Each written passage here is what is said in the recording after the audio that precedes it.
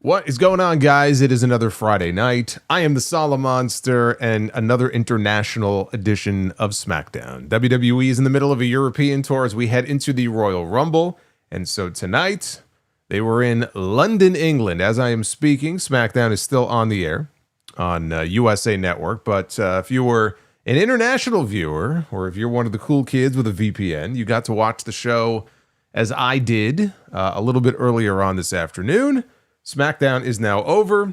Drew McIntyre won the WWE Championship 1 week ago. And so tonight, he got a hero's welcome. They weren't in Scotland, but he was treated like the hometown hero as he walked into SmackDown. He got a very warm reception from the audience until he basically just turned on them and said, "Hey, fuck off.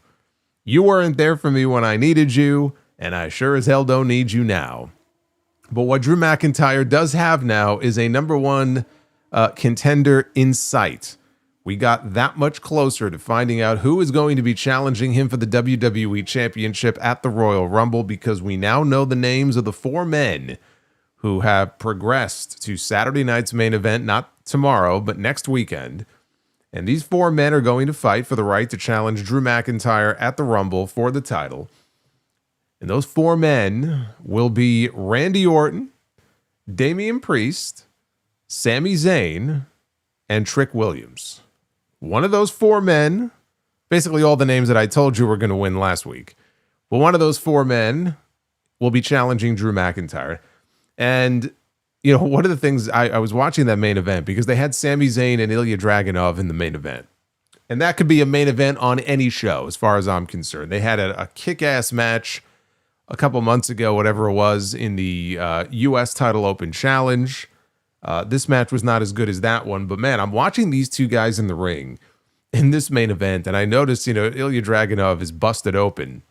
But the way in which he was busted open, Sami Zayn was punching him in the fucking face and busted this man open. Like, this was a battle here between these two men. But in the end, Sami Zayn picks up the win. And they get one step closer to the title.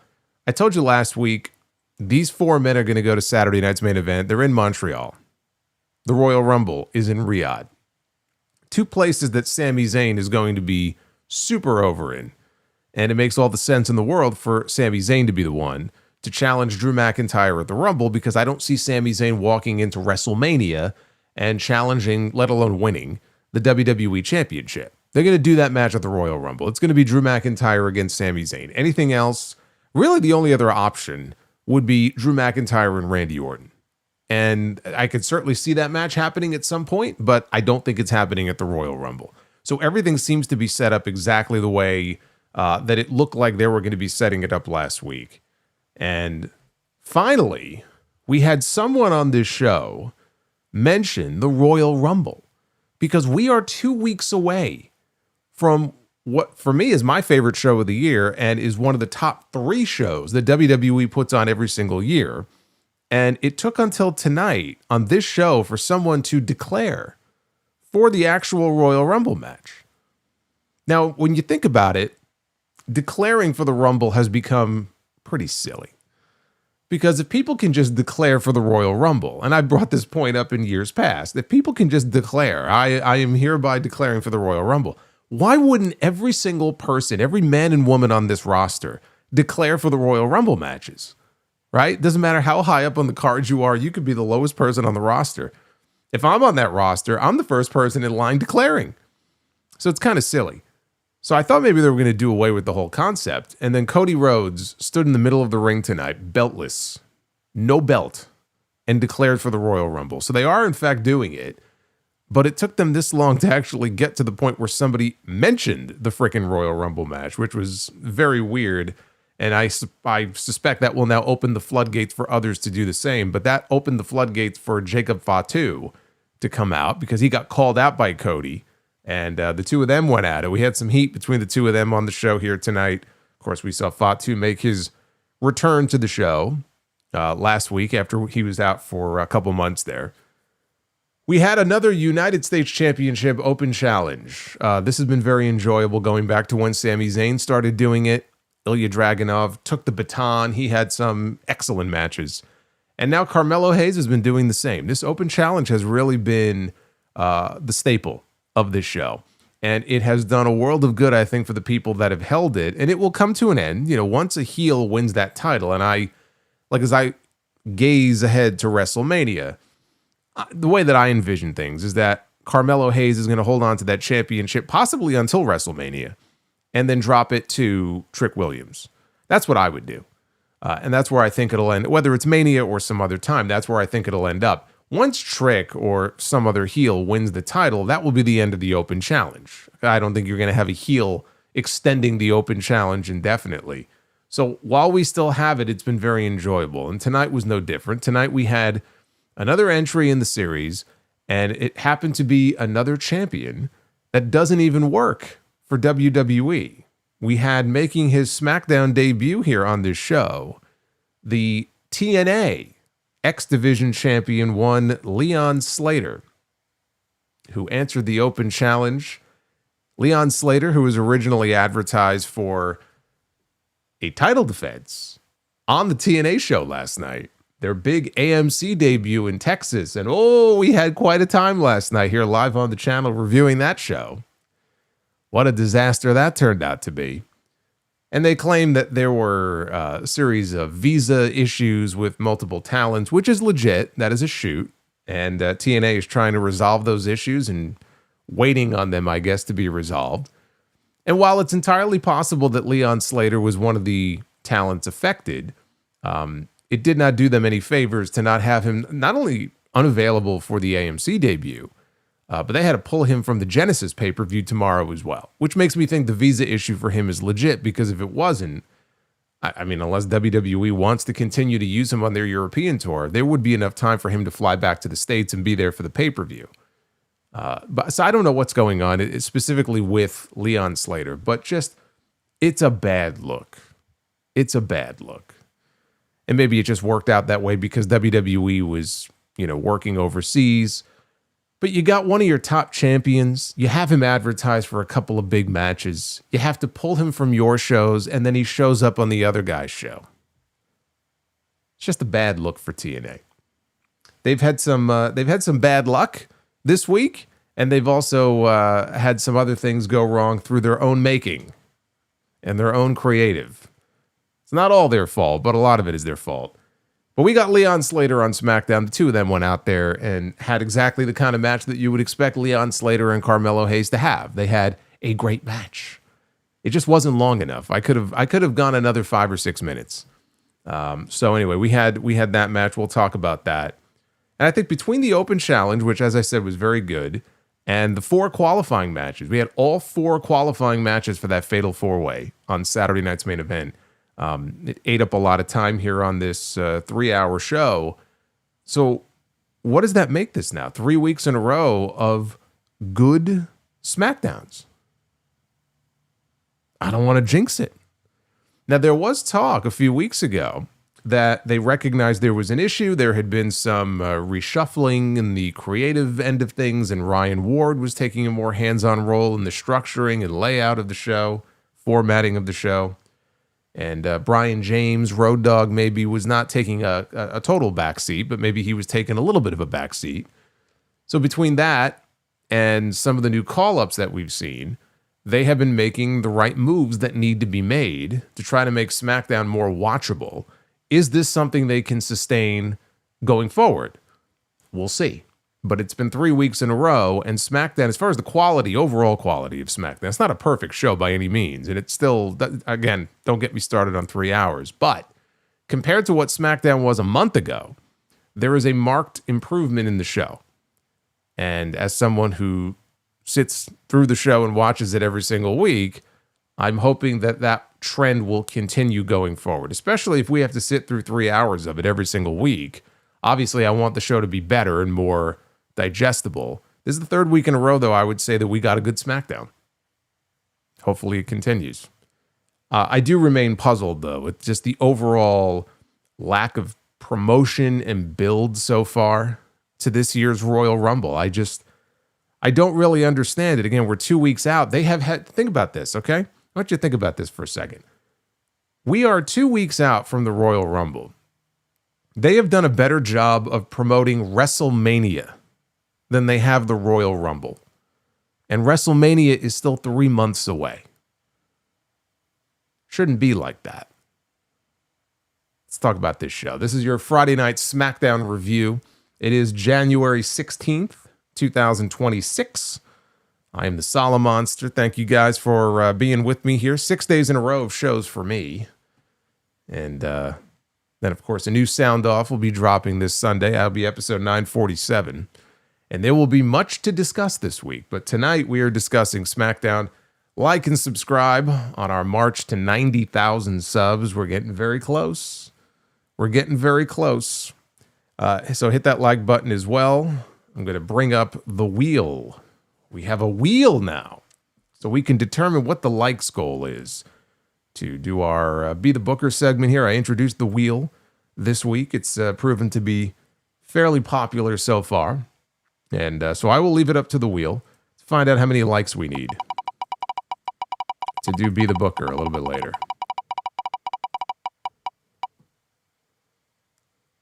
400. There it is. Sounds like our usual standard number. 400 likes is the minimum goal. We hit 400 likes, we will do Be the Booker. We did it last night, actually, which I was kind of shocked by for the TNA stream. But we actually had a very active night last night. So let's see if we can carry that over here into this stream. And speaking of that TNA review, if you missed it, we had some fun last night. In fact, we had more fun on the stream than we did watching TNA. But the full review is up right now on the channel. If you missed it, could be some fun viewing for you this weekend. Also, if you are a channel member here, you've got another gift waiting for you. A brand new installment, the first one in 3 years of RSPW Rewind. Posted it yesterday as an exclusive early access for channel members. You guys get it first, and everybody else will have to wait until next week. But if you are a channel member, if you want to become a channel member, you will have access to this instantly. And I think you'll have some fun with this as well. So go ahead and check that out. And let's get into this show here, which again is still currently in progress. So we have some people who are watching the show, but for those of you who don't give a shit about that, or you've already watched it, let's get into this review here. They switched up the announce team here for this show. So we had Joe Tessitore and Corey Graves. They were the team for us on commentary. We had bagpipe players who were on stage to open the show, and they were performing. They were bagpiping their way, and they lined up the aisle to set up for the arrival of the brand new, undisputed WWE champion, Drew McIntyre, who opened the show here with his brand new belt. He was hailed as a hero here by the fans in London. The only British-born WWE champion in history. British Bulldog, he never quite got there. Davey Boy never did win the big one. So he took a sweet time coming out. He was interacting with some of the fans in the front row at ringside. This went on forever, but I have to say, like, this felt like this was a really cool entrance. You know, he was really taking his time here to soak it all in. And why shouldn't he? Because think about it. Like when Drew won that belt for the first time, it was in front of no fans. Right? We've heard him talk about this before. By the time he lost the championship, was it to Randy Orton, I think. I think it was still the Thunderdome, right? I don't even think they had people back in the building yet. But he never really got to fully experience what it was like to win that championship and what it meant to be the WWE champion, the top champion in the company. So he doesn't know how long this is going to last. Is he going to walk into the Rumble and drop the belt?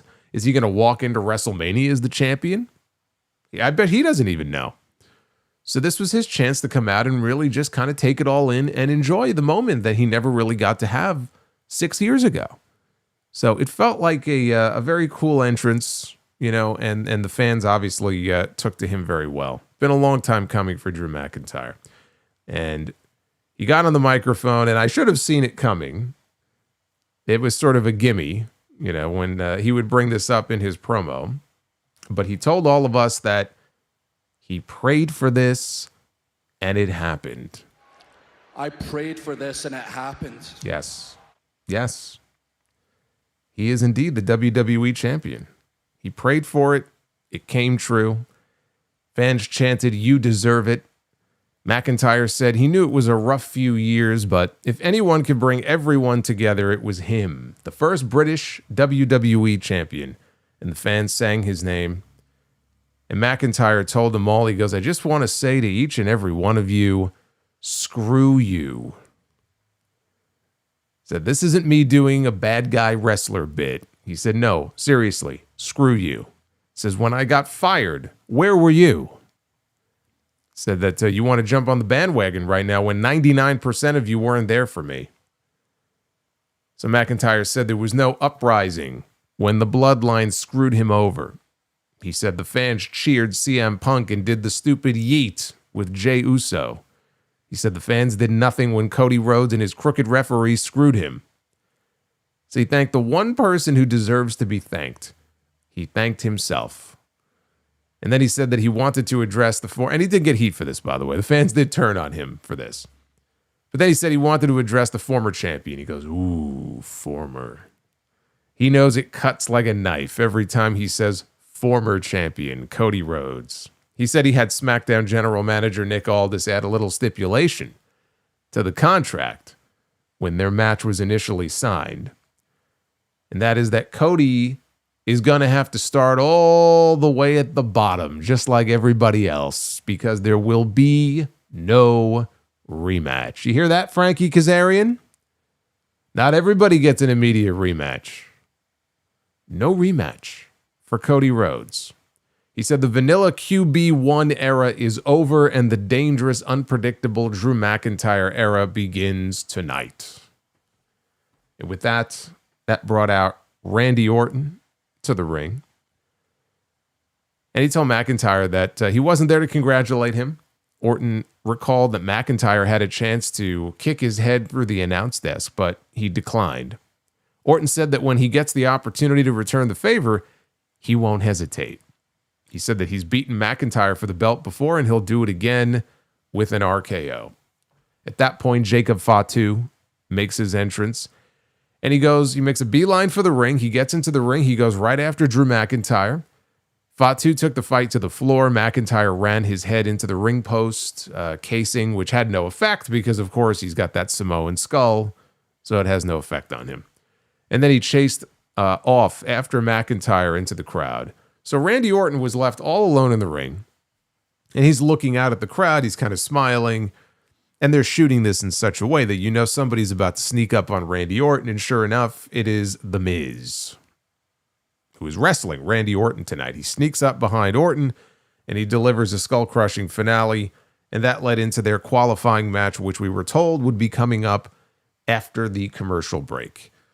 So as far as the celebration is concerned, I don't know how many new eras I can handle. Remember I showed you that graphic? I found, someone sent it to me, or I found it from Reddit.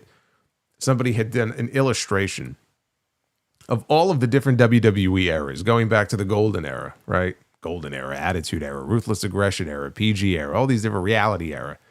And like in the last 5 years, we've had like 24 different eras. Like it's to the point of comedy now with Paul Levesque every time he talks about the beginning of a new era of the game. Only in this case, it wasn't Levesque, it was Drew McIntyre talking about a new era that now has begun on SmackDown, the Drew McIntyre era.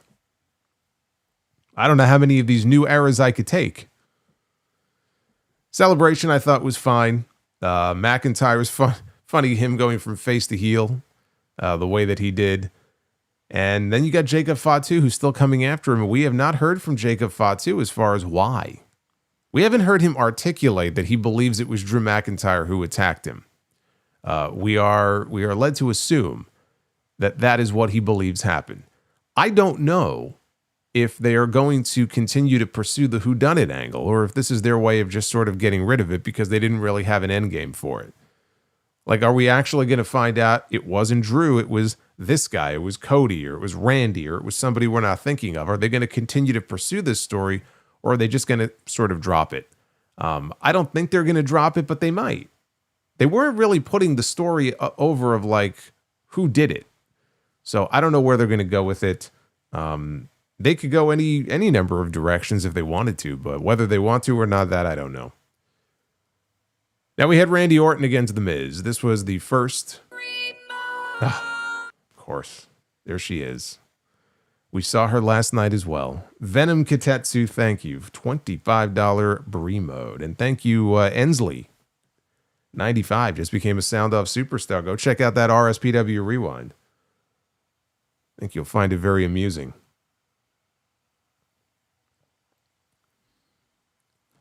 So we had Randy Orton against The Miz. First of 4 qualifying matches on this show for Saturday night's main event, the Fatal 4-Way next weekend. The match was joined already in progress. At ringside, we had Orton dumping Miz on top of the announce desk twice. Twice because the fans said one more time and Orton obliged. Orton got Miz back on the apron. He hit a draping DDT. He struck the Viper's pose. Miz curiosity is killing me just like there a he cat is. would be killed by the curiosity, yeah. There's the Macho Man. I like seeing the Mach. So Orton struck the Viper's pose. Miz countered with a skull-crushing finale for a near fall. Orton went for an RKO, but Miz stuffed it, and he rolled him up for a 2 count.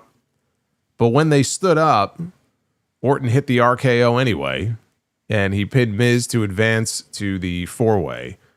They kept it brief. It was under 5 minutes. It's not like there was any doubt as to what the outcome was going to be. In fact, of all 4 qualifying matches, this one here, even more so than the Trick Williams one, this one was the most predictable out of all 4 of the qualified. Like, this could not go any other way other than the way that it went. And so that was really all there was to it. Not a whole lot. They kept it short, which was fine. This did not need to go any longer than it did. Shocking, I know. I know you're all very shocked at the outcome of this match. So backstage, McIntyre was shown he was clutching his title belt, and he looked like he was nervously rushing to get the hell out of there when he was stopped by Ilja Dragunov. And Dragunov spoke about how, he won a championship his very first night back from injury. And now he has a chance to beat Drew for his belt. And McIntyre said, look, I don't have time for this. There's a crazy man coming after me. And he said, I didn't knock out Jacob's teeth. But if Dragunov won that 4-way, I'd have no problem knocking out your teeth at the Royal Rumble. So that's what gives me some hope. They're not just going to drop the whole story. They really want you to just assume that Drew McIntyre was the culprit, which means Drew McIntyre in the end will be revealed not as the culprit. It'll be somebody else. And I guess a lot of it will just boil down to whether or not they really have the balls to turn Cody heel if it ends up being Cody Rhodes or somebody else. I'm not convinced that they are, in a position to do that. So it looks like the story is going to be kept alive just based on the fact that he keeps insisting, I didn't do it. I didn't knock the guy's teeth out. He didn't do it. Who did? They showed a recap of the ongoing feud between the Wyatts and the MFTs. And the highlights of what happened last week. Was it last week? Last week. When Solo Sikoa stole the lantern. Oh my God, he stole the lantern. So we got an Uncle Howdy video, VHS style, that aired here. He was joined by Dexter Loomis, Joe Gacy, and Nikki Cross. He said Solo Sikoa stole their light. The lantern doesn't belong in the hands of someone who believes it's more powerful than its true purpose. And he said the lantern will come back to them and they won't rest until it's home. This is like back in the day when someone would steal the Undertaker's urn. Except that was 1995. That was quite a long time ago. Maybe Solo can melt the lantern down into a gold chain that he could wear around his neck. Alexa Bliss was standing, it looked like outside the venue, kind of where the production trucks were. I'm not sure why. When Charlotte Flair showed up, and Bliss questioned just how sick she really was last week. Because, again, she was on the phone last week with Charlotte. She said Charlotte was sick. And what ended up happening is Bliss didn't have her friend. She didn't have her backup there, so she got her ass kicked. So she wanted to know how sick exactly was Charlotte. Like, she didn't believe her. So Flair said that she really was sick, and she spoke about all the singles opportunities that she's put off for the sake of this team, if Alexa is questioning her commitment to this team here. So then she apologized for being sick, and everything was cool, and Bliss left, at which point Nia Jax and Lash Legend showed up. Nia told Flair that it was classic Bliss, in that she makes people feel guilty and then she walks away. And Flair blew off her comments and then she walked away. So Nia Jax is trying to stir some shit between Charlotte Flair and Alexa Bliss, and so far it's not working. And that led into a tag team match, playa, with Charlotte Flair and Alexa Bliss against Julia and Kiana James. Julia, of course, the once again brand new United States champion. Bliss tagged in at the near the end of the match after Kiana had hit Charlotte with a knee strike, and she won the match for her team with the Sister Abigail DDT on Kiana for the win. Not really anything else that you need to know here. That's how the match ended. Now, at the end of this, Nia Jax showed up at ringside, and she ambushed Julia from behind. And then she and Lash Legend, they got in the ring. They attacked Charlotte. They threw her into the ring post. After the attack on Bliss and Charlotte, an angry Julia got back in the ring and had to be held back by Kiana from going after Nia and Lash. And that was it. There wasn't a whole lot to this. Now, we found out later on in the show that on SmackDown next week, there's going to be a three-way match, number one contenders. So whoever wins is going to be number one contender for the women's tag team titles, which we already know are being defended at Saturday night's main event by Rhea and Io. They're going to be defending those titles on that show. So I don't know if this is a case where whoever comes out of this number one contenders match is going to end up being added to that, or they're just going to do that match on SmackDown some other time. But that's how things are shaping up right now as far as the women's tag division is concerned. Now, at this point, we got a pre-taped video promo from Solo Sikoa, the man who stole the lantern. He's a thief. What do they call him? A kleptomaniac? So he was flanked by members of his family tree, and he was responding here in this video to Uncle Howdy, saying Howdy was right, and the lantern was more than just a lantern. Really? The lantern is more than just a lantern. So what purpose does it really serve then for him? It's an electric lantern. It's not like there's a real flame in there, so you can't really use it to light your barbecue. You can't really use it to, you want to smoke. I'll just use my trusty lantern here. What other purpose does this lantern have exactly for Solo Sikoa? He said the Fireflies are now in his possession, and the Wyatts' legacy is in his hands. He told the Wyatts to put up the WWE tag team titles if they want to get the lantern back, so he's holding it for ransom. He wants something in return, so he has stolen this lantern. He said that he would have the lantern with him when he beats Damian Priest tonight and brings the undisputed WWE Championship to the MFT. Oh, God, for fucking bid. Can you imagine? Oh, my God. Oh, this stupid angle. After a break, we have the now former WWE Champion Cody Rhodes coming out for a promo. He was beltless. No belt for Cody. He was also getting some noticeable boos once he got into the ring. And yet then those same fans began singing his name. So I don't think these people know what they want. They boo him when he comes to the ring, and then they start loudly singing his name.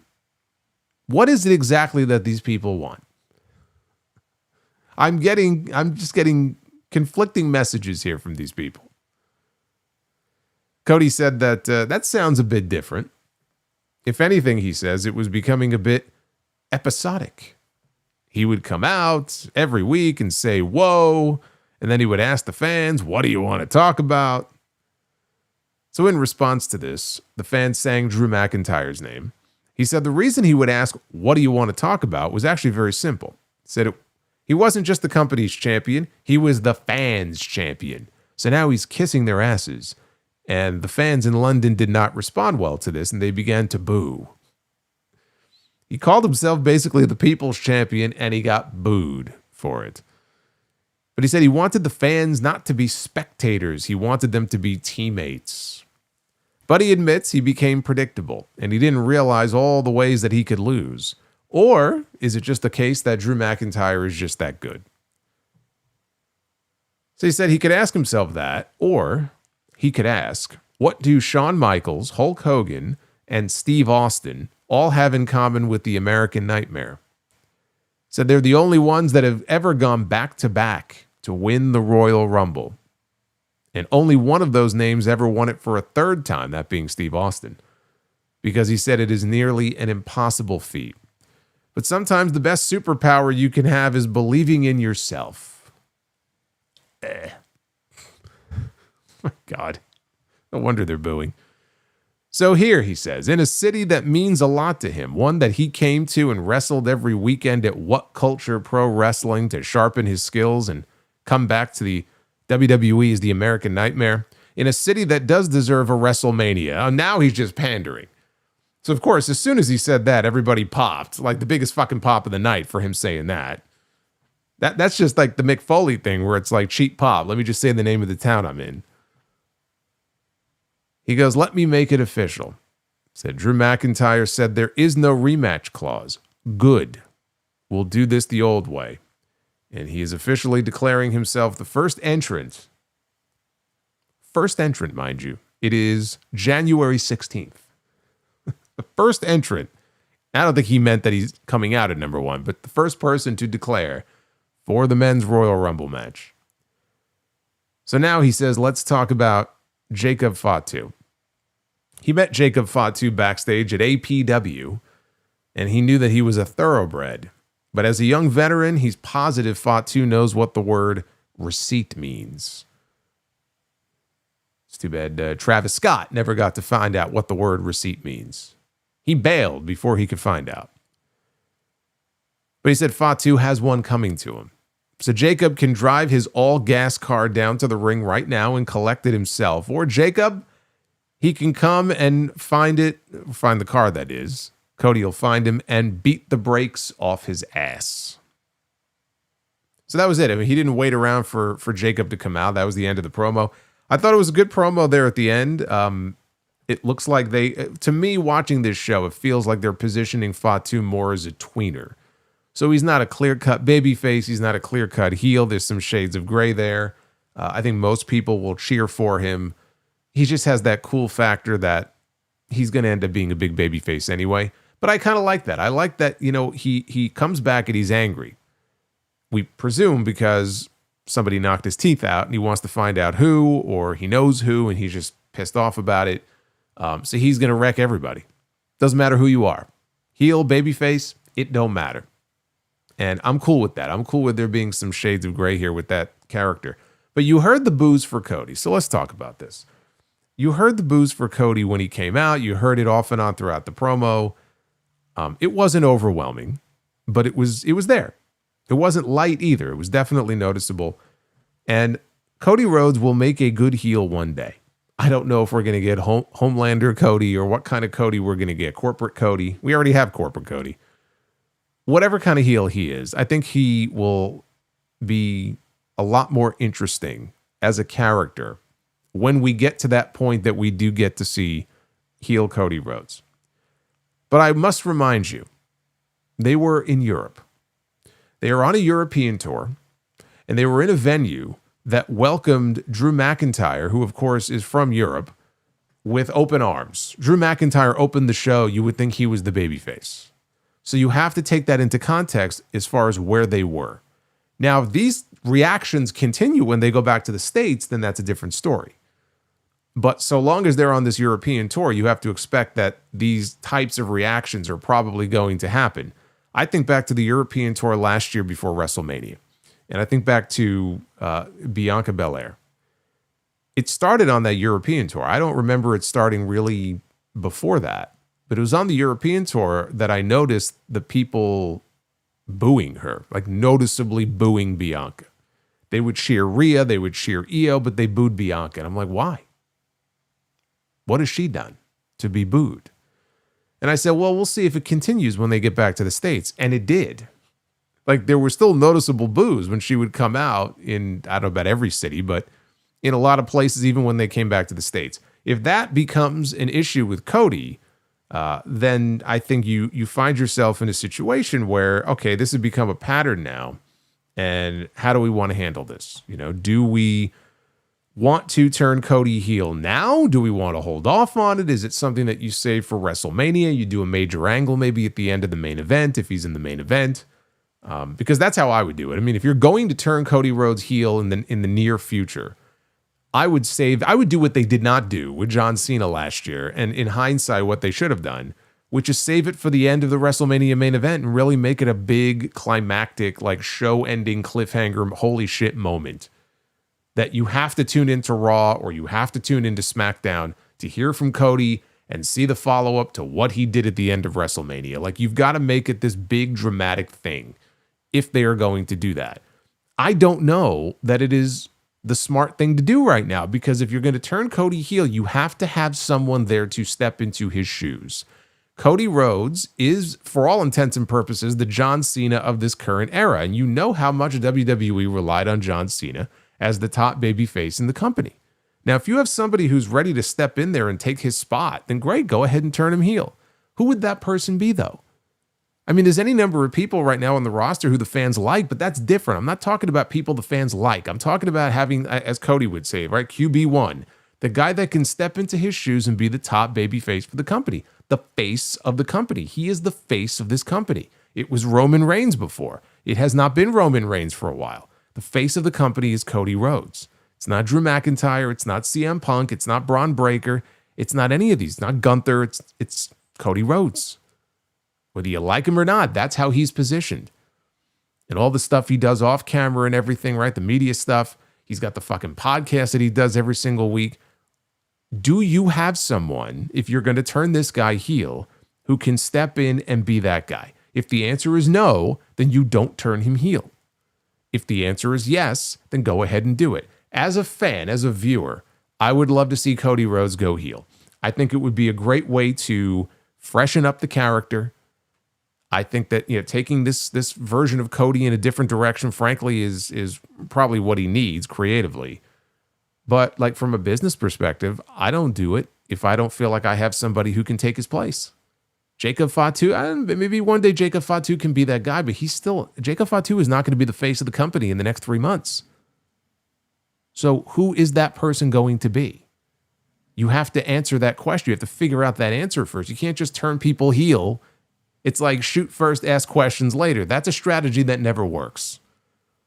Look at the John Cena heel turn last year, okay? You don't even need to go back that far. Look at the fucking disaster that turned out to be. So that's the only thing about, you know, people saying, turn him heel, turn him heel. I mean, it's a lot easier said than done. Okay, turn him heel. But then what do you do the next day, right? So that's the only thing I hope. If they're going to do it, fine. But hopefully they have a good plan in place and they have the right person who can take the baton and run with it. Because creatively, I think there's a lot of fun things you could do with Cody as a heel. Like if Cody was to be revealed, look, when I threw that out there a few months ago, I remember talking about it right here on the stream, like, oh, it was Cody who attacked Jacob Fatu, right? And now here we are where, you know what? If you wanted to tell that story, you could. You can really shock people by having the big reveal be that it was actually Cody Rhodes who did the deed, right? What a nice twist that would be.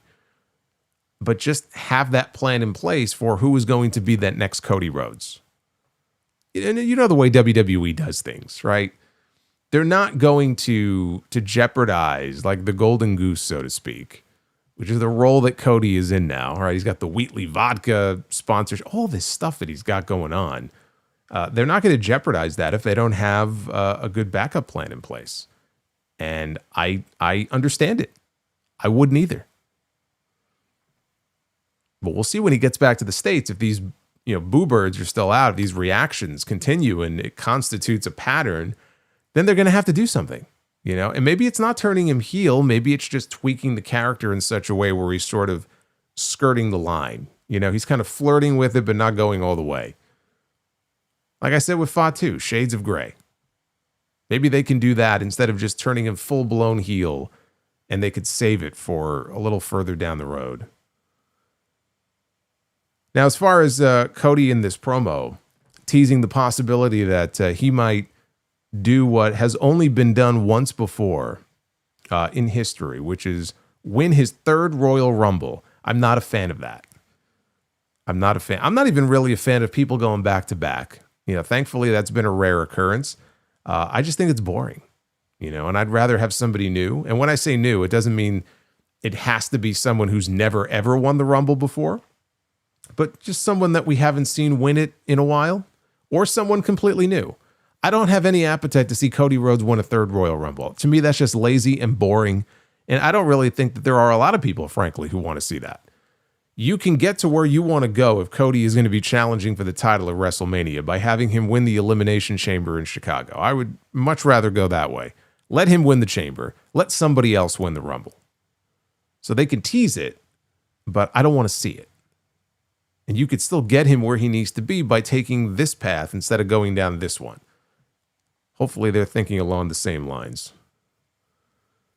Now, Kathy Kelly interviewed Matt Cardona backstage, and Cardona said that it was a shame that Cody lost the title because he was looking forward to challenging his buddy for the belt. He said that he would have to face Drew McIntyre, someone else that he has history with, and he pointed out that when Drew wrestled his very first match in WWE, his first match was against Zack Ryder. It was against him. So he said, like Cody and Drew, he had to leave WWE to find himself and reinvent himself. And they've both been champions, but this time he's back to be the WWE champion. It's good to have goals. So it was Cardona against Trick Williams. This was another qualifying match for the four-way at Saturday night's main event. We had loud chants of "whoop that Trick" as Williams made his way down to the ring. He's been officially a member of the roster now for all of 3 weeks. But even from that very first week, and again here, when he came out, he looks like a star. He looks like a star. He carries himself like one, and the fans have been treating him like one. So Cardona had control here for a decent little stretch before Trick took over. Williams got planted with a DDT. Then he got sent to the corner for the running broski boot. Then a zigzag. Only got a near fall out of it. Cardona was looking for a Rough Rider to no avail. Trick dodged it before landing a pounce that sent Cardona flying into the ropes. Cardona was looking for a break in the corner, but he got caught with the running trick shot knee. And that secured the win for Trick Williams. He advances to the Fatal 4-Way. No surprise there. It had to be this way. It had to be this way. I mean, look, Cardona just came back, but Trick Williams just got called up. Let's be honest here. The person they have eyes on to be the star of these two on SmackDown is not Matt Cardona. It's Trick Williams. Trick Williams is being positioned as someone who, I don't want to say 6 months, but like a year from now, year and a half, 2 years from now, if all goes well and all goes according to WWE's plan, I'm sure they see him being in that top mix of like the top 3 or 4 names. If not a top champion here on this brand. They're building him up. He's already over. The fans have taken to him pretty quickly so far. So he's the one that they have eyes on to really help carry this brand. I think they look at him. They look at, like an Ilja Dragunov, a Carmelo Hayes. There are supporting characters on the show who are going to be responsible for going out there, putting in the work, having great matches, and really, because some of the top stars are not going to be there every single week. So who are the workhorses that are going to have to be there week in and week out and carry these shows, right? You're looking at people that are at this level. You're looking at people like a Carmelo Hayes, a Trick Williams, Dragunov, Sami Zayn, right? These are the people that you look at. Or on Raw, you would be looking at, Dominic Mysterio and whatever crew would, be holding down the fort on Raw every single week. So Cardona will serve a purpose. He'll be a utility player on this show, and I think he can play any role they want him to play. He's got a lot of experience, and he's very good, but Trick is that guy. Trick is that guy that they're kind of looking at, have an eye on towards the future. And to call him up and then have him losing to Matt Cardona would not have made any sense. He's going to lose in the 4-way next week. So him losing to Cardona would have just been stupid. Now, as Trick is celebrating on the outside, he gets cut off by the arrival of London's own Kit Wilson. And Kit Wilson got a big pop from the crowd because, again, he is a Londoner. He comes out and they're cheering his terrible music now. Do you know the WWE the other day on their YouTube channel, they posted a 4-hour video. It was a 4-hour loop of nothing but Kit Wilson's entrance music. They are trying to indoctrinate people. It's like they're trying, I don't know what they're trying to do. They're trying to like burn this into their brains and convince them that this is a good song. It's not. It's catchy, but a catchy song is not necessarily a good song. So they played his crappy song and everybody is cheering for him, which just goes to show you, by the way, the power of entrance music in wrestling. The power of not necessarily a good entrance theme, but a catchy one that the fans can sing along to or hum. Entrance music is very important. So the two of them stared each other down because Kit Wilson's walking down the aisle and he passes right by Trick Williams. So they share a stare. Oh, I'm sorry, it's Kit Wilson. Kit Wilson. It is a terrible song. It actually sounds AI generated. I know it's not. He was actually asked about that. He goes, no, it's not AI generated. But I listened to it and it sounds AI generated, like when the song starts. So he and Trick, they pass each other in the aisleway. And then he gets down to ringside. And Cardona is leaning up against the barricade. He's holding the back of his head. He stares at Wilson. Wilson stares at him. And Cardona goes to leave. And he blasts him. He blasts Cardona in the back. Because he's still upset that Cardona beat him. You know, when Cardona made his return to the company a few weeks ago, he beat Kit Wilson. They went 50-50 in a match together. And Cardona beat Kit Wilson. So this was his little bit of revenge here. Now, they had cut off his terrible music as this attack was going on. But I do have to say, the way that they transitioned from this to them playing his music again was actually quite great. So after he laid out Cardona, he just stood there and suddenly they restarted his music and he just started dancing around again and walked in the other direction. That was great. The way that they did that and the way that they shot that, I think that was great. Solo is toxic. Solo is toxic. Sure. The song is good, they say. No, it's not. It's really not.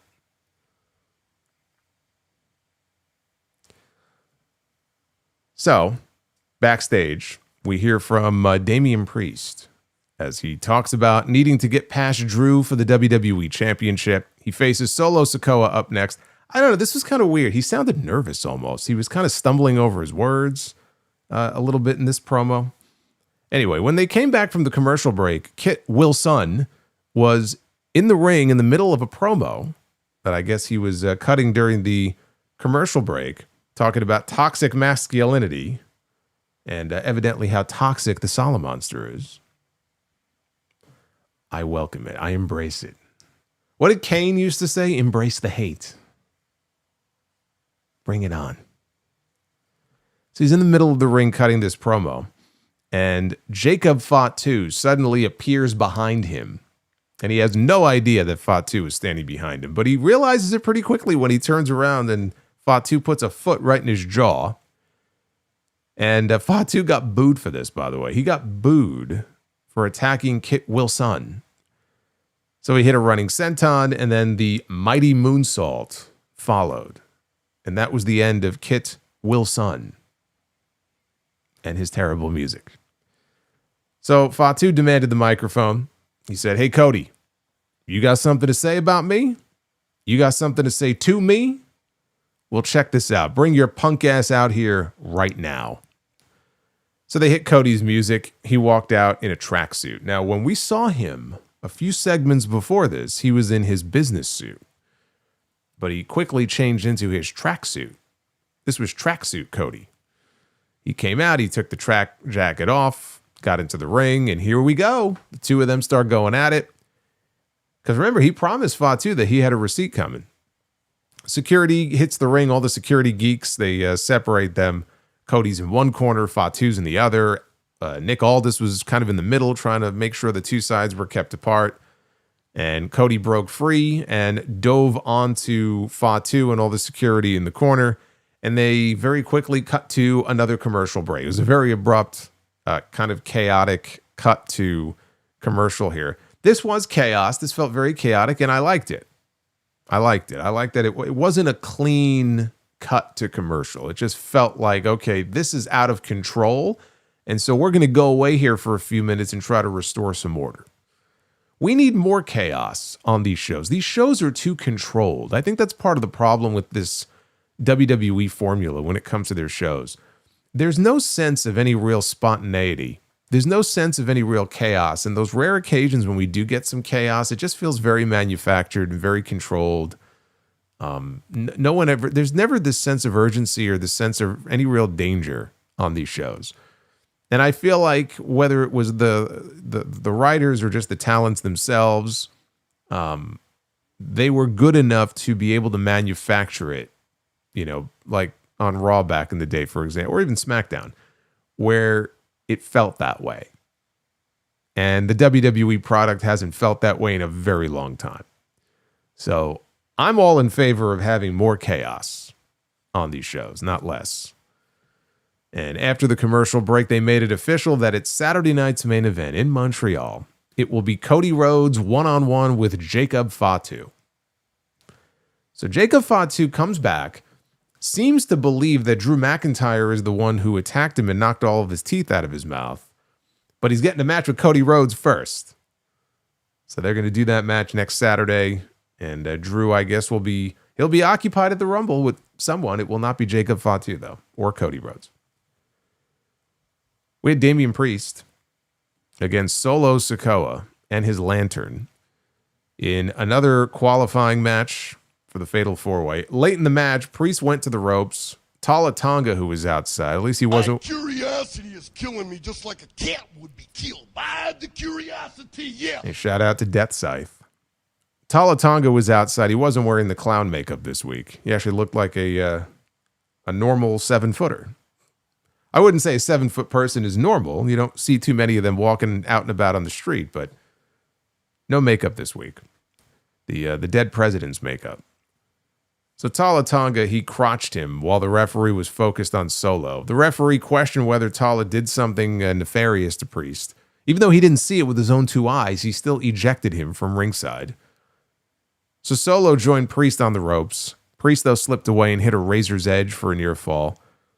And then he lowered the straps, and he was signaling for the South of Heaven chokeslam.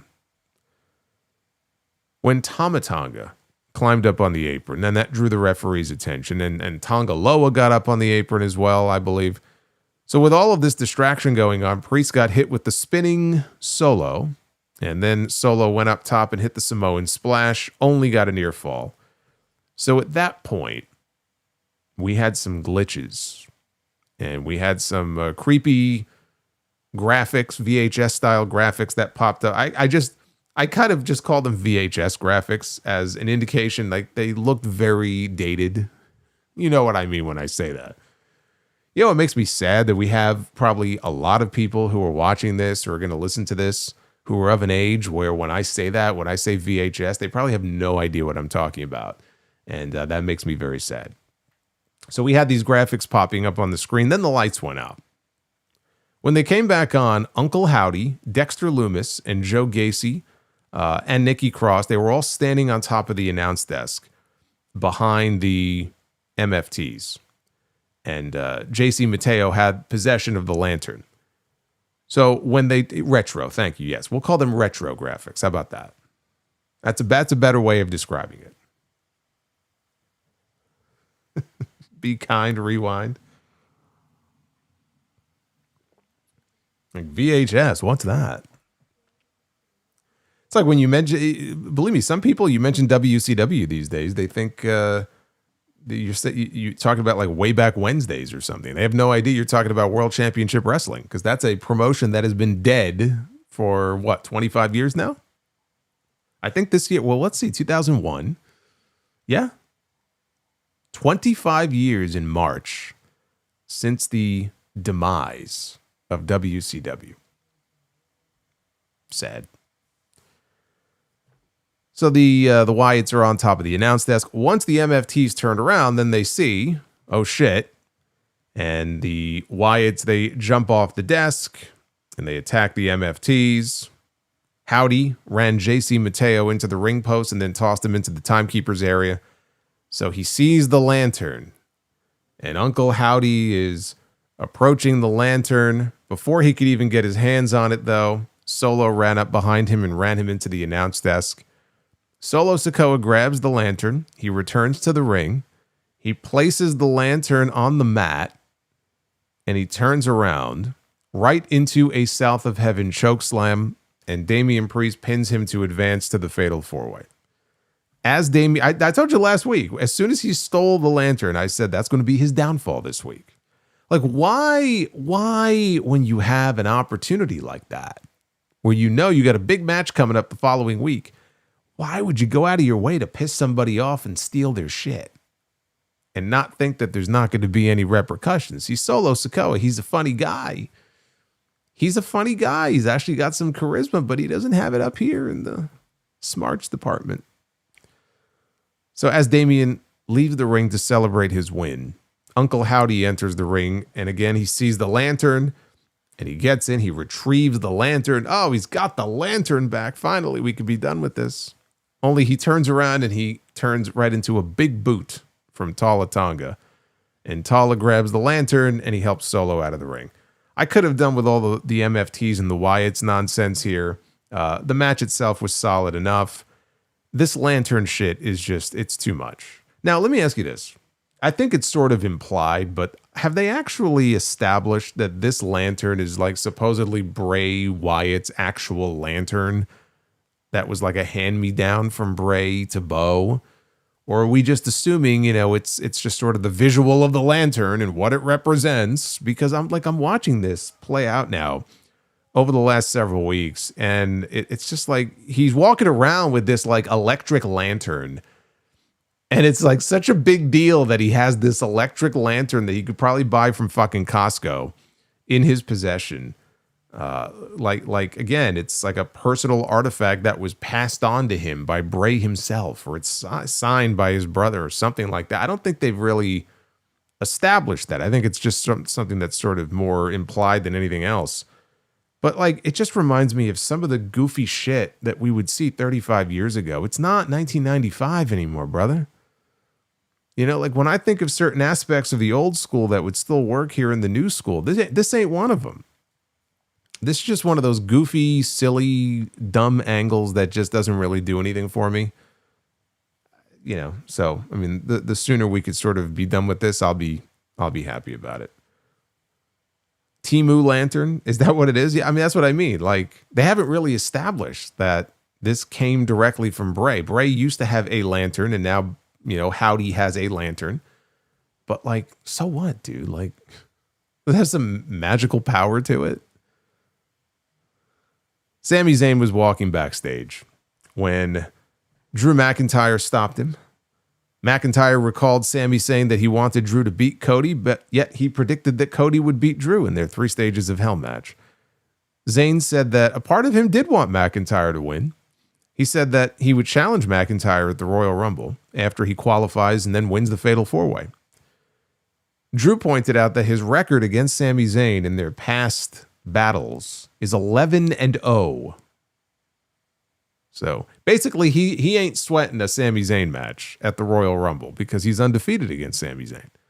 Like, if you were objectively looking at all 4 men who were going to be in this Fatal 4-Way next weekend, and you were Drew McIntyre, who's the one guy that you would like to take your chances against? The guy that you were 11-0 against. So Drew McIntyre, he's like, cool. See you at the Rumble. We had Carmelo Hayes out. That curiosity is killing me again. just like a cat would be killed by the curiosity. Yeah. There he is with the cat. Hey, Death Scythe. Thank you, brother. We are 10 out of 15, by the way, on that bonus goal. Let me see. Where are we on the likes goal? 370. 30 likes away from getting at least one round of B2B. So we're heading in the right direction here. I like it. Carmelo Hayes was out next for another entry in the United States Championship Open Challenge, which was accepted this week by the TNA X Division champion, Leon Slater, England's own Leon Slater. So now we know why he missed the AMC debut last night, unless you buy into the visa story as it applies to him specifically, and that he would not have been able to participate in the AMC debut last night. But he definitely was supposed to be there, and he wasn't, but he was here on SmackDown. And again, he's missing the Genesis pay-per-view tomorrow as well. He has been replaced in that three-way match against Moose and Cedric Alexander by Joe Hendry, although that will not be a title match. So he entered with the X Division title belt around his neck. And they did not make any mention, for those of you wondering, they did not say anything about TNA debuting on AMC or anything like that. They acknowledged him as the X Division champion and mentioned, I think they did mention the fact that the first person he beat, I'm sorry, not the first person he beat, but the first person to hold that title when it was established was AJ Styles. They did mention that. So, I saw Leon Slater come out. There were some rumors during the day about him possibly accepting the Open Challenge. So it was very cool to see him out there. He's been getting a lot of love lately. He had a very good match, I thought, with Obafemi last week at New Year's Evil, which he lost. And so you had to know it was going to go much the same way here. He did not beat Oba. He was not going to beat Carmelo Hayes either. But, they were positioned here in this match as equals. Got about an equal amount of offense, have a very similar in-ring style. Obviously, Slater's a little more flashy, maybe a little bit more flashy than Carmelo Hayes, but still very similar styles, and kind of aerial-based and fast. They share very similar styles in the ring, so they work very well together. Hayes hit an early springboard clothesline that put Slater down. Leon came back with a chop that was so loud.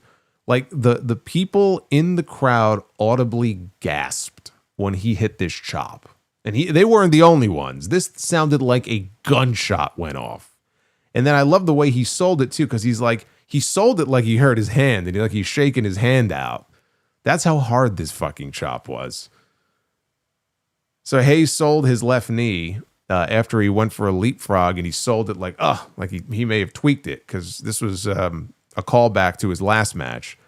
But, and Slater was concerned, and he waved at Slater like, come on, let's go. So later on in the match, Hayes ended up at ringside, and Leon did the dive that we've seen him do before, where he charges into the corner, he does a huge dive out over the post, and he took down Carmelo Hayes on the way down to the ground. He rolled Hayes back inside. He went up top for the 450 Swanton, but there was nobody home. There was no water in the pool. He crashed and burned. Hayes hit the first 48, only got a 2 count out of it. So Hayes went to the ropes. Slater shot up, and he joined him up there. And so they're up there, and they're jockeying for position, a very dangerous position, because they're both standing on the top rope here. But it ended with Hayes hitting him with a cutter on the way down. It was like a cutter out of midair, and that was enough for Melo to get the pin and retain the title. He didn't even need to go hit the nothing but net. I was actually happy they ended it there because, it's a pretty spectacular move all by itself. And for him to kick out just so he could do his finish, it's like, no, you know what? I think you could finish him off with this. It's not going to make him look any more weak. It was a big, spectacular, finale here to this match.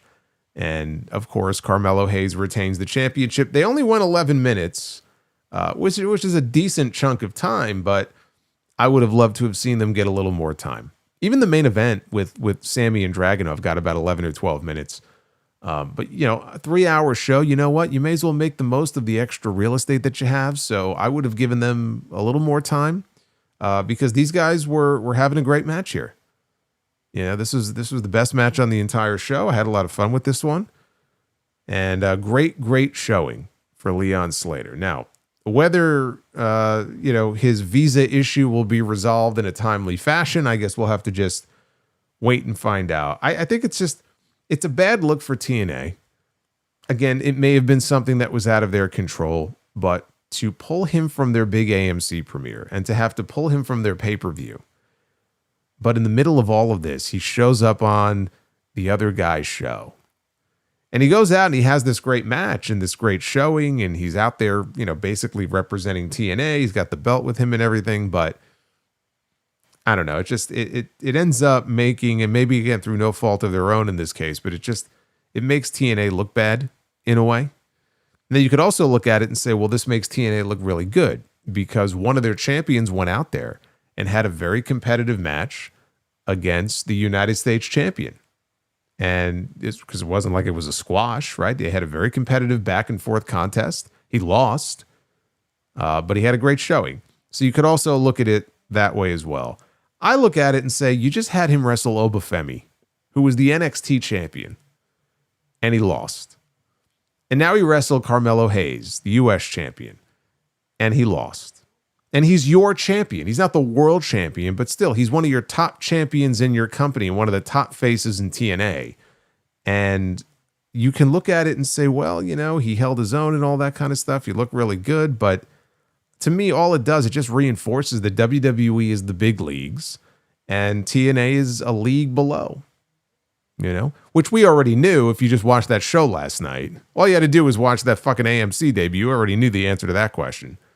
But I don't know, like if I'm a TNA person or if I'm a TNA fan, I don't know that I'm just looking at this going, oh, this is such a wonderful thing for TNA. Like you can look at it that way, but I would look at it and go, I don't know, he's going in there and losing to this guy and losing to that guy. And it's like, they're really establishing that he's at this level because he's from TNA. He's not good enough, right, to beat the WWE, even the NXT guys. He's not good enough, right, to be beating those guys. Good for Slater, though. He's been all over the place, kind of like Javon Evans. I've talked about Javon being in AAA and TNA and NXT and Raw and SmackDown, and now he's officially on Raw. He's been all over the place, 21 years old. Leon Slater is in the same boat, 21 years old, super young, super talented. We've seen him in TNA because that's where he's from. We've seen him on NXT. Now we've seen him on SmackDown. He was on Saturday Night's Main Event last month. So he's been getting a lot of attention, and so good for him. Because we had him in House of Glory, a great match against the Amazing Red. So he's been all over the place, and he's another one who has a very bright future ahead of him. But he has a bright future ahead of him, it's very clear, in WWE. And that's the other thing that you kind of pick up on the more that time goes on, and you see these TNA names that are making these appearances, the ones that WWE wants, it's very clear who they want. And who they want, they will get. They wanted Joe Hendry, they got Joe Hendry. Before his contract was even up, they were able to negotiate him out of an early release from his contract. They got Joe Hendry. They wanted Jordan Grace. She made the decision ultimately, but they got Jordan Grace. And believe me, there's going to be a lot more where that came from. Leon Slater, in due time. I don't know when his contract is due. I've heard he's got a contract with them, I think, through most of this year. Believe me, if WWE wants him under contract in the next 6 months, they will have him under contract in the next 6 months. Because TNA has essentially become another feeder system for WWE. They have NXT, they have Evolve, they have LFG, and you could add TNA to that list. That's basically what TNA has become. TNA has become and to some extent, they were kind of always like that. Ring of Honor was like that, right? Look at all the Ring of Honor names that ended up basically became a feeder system for WWE. That is what fueled Triple H's black and gold era of NXT. It was built on the back, in many ways, of talents that came out of Ring of Honor and Japan, but especially Ring of Honor. But now more than ever, it's clear now more than ever before that TNA is basically just a feeder system for WWE. Clear as day. Now, Shinsuke Nakamura was shown watching the match on a backstage monitor when Tama Tonga walked up to him and told Nakamura You had a chance at the U.S. title, and you blew it. And he said that once the MFTs take the tag team titles, the U.S. title will be his. And he said because he and Nakamura go way back, he was giving him one warning only to stay out of his way. Nakamura then spoke in Japanese for a while. It wasn't like he kind of spit out a line. Like he was having a whole fucking conversation with this guy in Japanese, and then he smiled and he walked away. I don't understand the point of having him respond like this if you're not going to translate it for the audience. Like, I really don't understand that. I'm sure what he said must have been very interesting, but damned if I could tell you what he said. I have no idea. And they didn't bother to have anybody, even like the announcers or somebody who would know, kind of communicate to us what it was that Nakamura said to him. Johnny Gargano and Candice LeRae, they were walking backstage when Axiom stopped them. Axiom told Gargano, "Give me my mask back." He was wearing a mask, but Gargano stole a mask from him many weeks ago. He said, "Give me my mask back." So Gargano said, "I don't have your mask." And of course, he hands it to Candice, who exited the scene. And Gargano turned around, and there was another masked man waiting for him, also dressed up just like Axiom. And the second masked man punched him and then revealed himself to be Nathan Frazier. And he said that they would meet in a singles match next week. We had Jordynne Grace one-on-one with Chelsea Green, who had Alba Fire with her in her corner. Jade Cargill, the WWE Women's Champion. She was sitting at ringside to do some scouting for Jordynne Grace. Now, I need some help here. I need some help from the chat. I need some help from the chat here. I need somebody to, because I'm pretty sure this is true. Since Jade Cargill won the Women's Championship, has she defended her title a single time? And if not, let's see, how long has it been? She won that title. Was it Saturday night's main event, November 1st? I think that's when she won the belt. So that would mean that we're going on 2.5 months of her not having defended the title even one time. Everyone in the chat saying no. Wow. So that means that we are getting awfully close to 90 fucking days of this woman not defending her title even once. Is it any wonder that this women's division has been in the state that it's been in? That this woman is sitting at ringside watching a Jordynne Grace match because they are preparing to do Jordynne Grace against Jade Cargill for the Women's Championship. Jordynne Grace just got called up to SmackDown, and she is now being positioned for a championship match because they don't have anybody else. They have done such a piss poor job of preparing any kind of challenger for Jade Cargill that she has not defended her title one time since winning it. And the first person she's going to defend her title against is somebody who has officially been on SmackDown for all of 2 weeks. Amazing. And so obviously here she got a win over Chelsea Green. This did not go very long. Here on this 3-hour show, they got about 2 minutes, 2.5 minutes, I believe, for their match. And Grace won with her cartwheel driver, which she calls the direct effect. So she took the mic when the match was over. She told Jade it's important that she knows exactly what's coming for her. And Grace told Jade that if she's tired of babysitting the belt, she should step into the ring. So Jade stood up. She got up on the apron, and she was holding up her belt. Chelsea, at this point, gets up.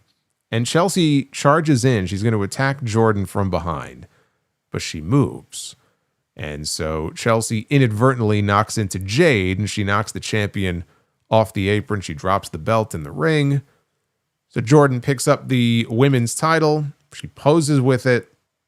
And then she threw it down on the floor outside, right at Jade's feet. Not much of a reaction for this, but this confirmed what it has appeared to be now for the last couple of weeks, which is that they are preparing to do a title match very soon, possibly Saturday night's main event, maybe the Royal Rumble. Maybe they're actually going to throw it on the Royal Rumble undercard. You know, the Royal Rumble the last 2 years, we've had 4 matches, the 2 Rumbles and then 2 other matches. So at the Rumble, we have those 2. Have they announced They have, well, no, Drew's going to defend the belt. We know that. So that's 3. So are we assuming Punk defends the belt? Would they do 2 world title matches on the same short card?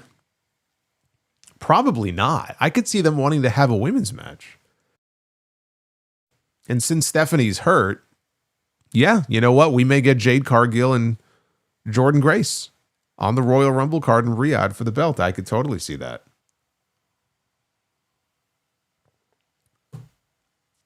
Loves Cat says, I liked the 30-day defending the title thing. Yeah, I mean, that was the WWE thing back in the day. I kind of wish they still had that too. I don't know, the way things go with some of these champions, I'd even take 60 days at this point. Not these open-ended sort of like, oh yeah, we'll just defend the title whenever. Believe me, it used to be worse. Like Brock Lesnar would be the champion. He would disappear for fucking 3 or 4 months and wouldn't defend the belt. It's actually been worse. They did not have a women's match last year. Yeah, but I'm saying I could see that making the Rumble card potentially. If they want to have that 4th match, there's at least a chance. I could see them doing it on the actual Rumble card. Most of the girls on SmackDown are hurt. Well, whose fault is that? Whose fault is that they're only now calling up people like Jordynne Grace? Even if you couldn't call up Jordynne Grace sooner because of you know, whatever the issue was, and again, I know her husband was dealing with the aftermath of the 2 strokes. Maybe there was a personal reason that she could not be called up. That's just speculation. But still, if it wasn't Jordynne Grace, there's any number of people they could have called up a couple of months ago. And even then, it's like you're going to turn right around and put them in a world championship match. Like, this is their own fault. You know, you can blame Tiffany being injured and Bianca still being out because I'm sure they want to go to Bianca as quickly as possible with her and Jade. But they put themselves in this position. They have nobody to blame for this but themselves. They did this to themselves. So Kathy Kelly interviewed Trick Williams backstage, who put SmackDown on notice. He said he looks and feels like money because he is money. And Trick congratulated Randy Orton and Damian Priest for having a match with the Future. Priest then showed up, and he approached Trick, and he said that Trick likes to do a lot of talking, whereas he does not. And Priest said he knows Trick is free next Friday, and it just so happens that he will also be free to whoop that Trick. Yeah, Scotty, you make a great point, and that's kind of the point that I was trying to get to here. He said Sol and Zarya need to be on SmackDown instead of TNA Impact. They had Sol, Ruka, and Zarya on TNA Impact last night on AMC to set up Zarya challenging for the TNA Knockouts Championship at Genesis tomorrow. When Sol, Ruka, and Zarya would be far more useful on SmackDown right now. I'm kind of surprised they haven't already brought Sol up to SmackDown since she was one of the people that was featured on that Saturday Night's Main Event show last month. All right, we know Obafemi is on his way. Siobhan Evans is already on Raw. I thought for sure Sol would be getting at least video packages by now. The fuck are they doing on Impact when they could be used on SmackDown right now? So that match is official for next week. Damian Priest one-on-one with Trick Williams, as is the Wyatts against the MFTs, the tag team titles. I'm expecting a title change in that match. That's kind of the way that I'm feeling about it right now.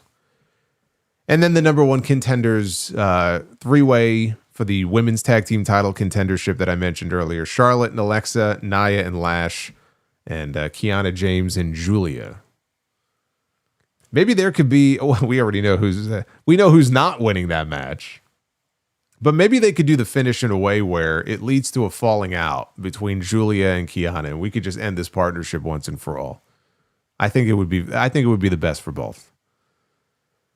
They closed the show with the 4th and final qualifying match for the Fatal 4-Way at Saturday Night's Main Event, with Sami Zayn facing off against Ilja Dragunov, the Mad Dragon. Charlexa sounds like a Pokemon character. Yeah, that's what they're calling themselves. Charlexa. I mean, I guess it's better than doing it the other way around. Alexit. Wouldn't really make a lot of sense. That's another thing we need to have a return to. Not just the chaos of the weekly shows back in the day. We need a return to actual cool tag team names. What happened to cool tag team names?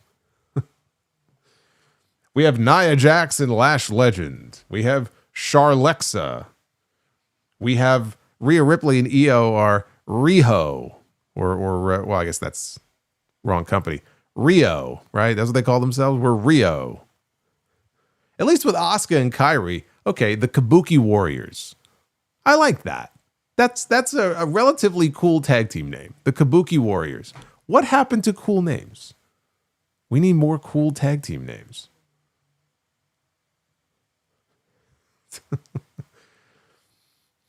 Look, I'm not even saying that the tag team names that we have in AEW on the women's side are all that great, because some of them are not great.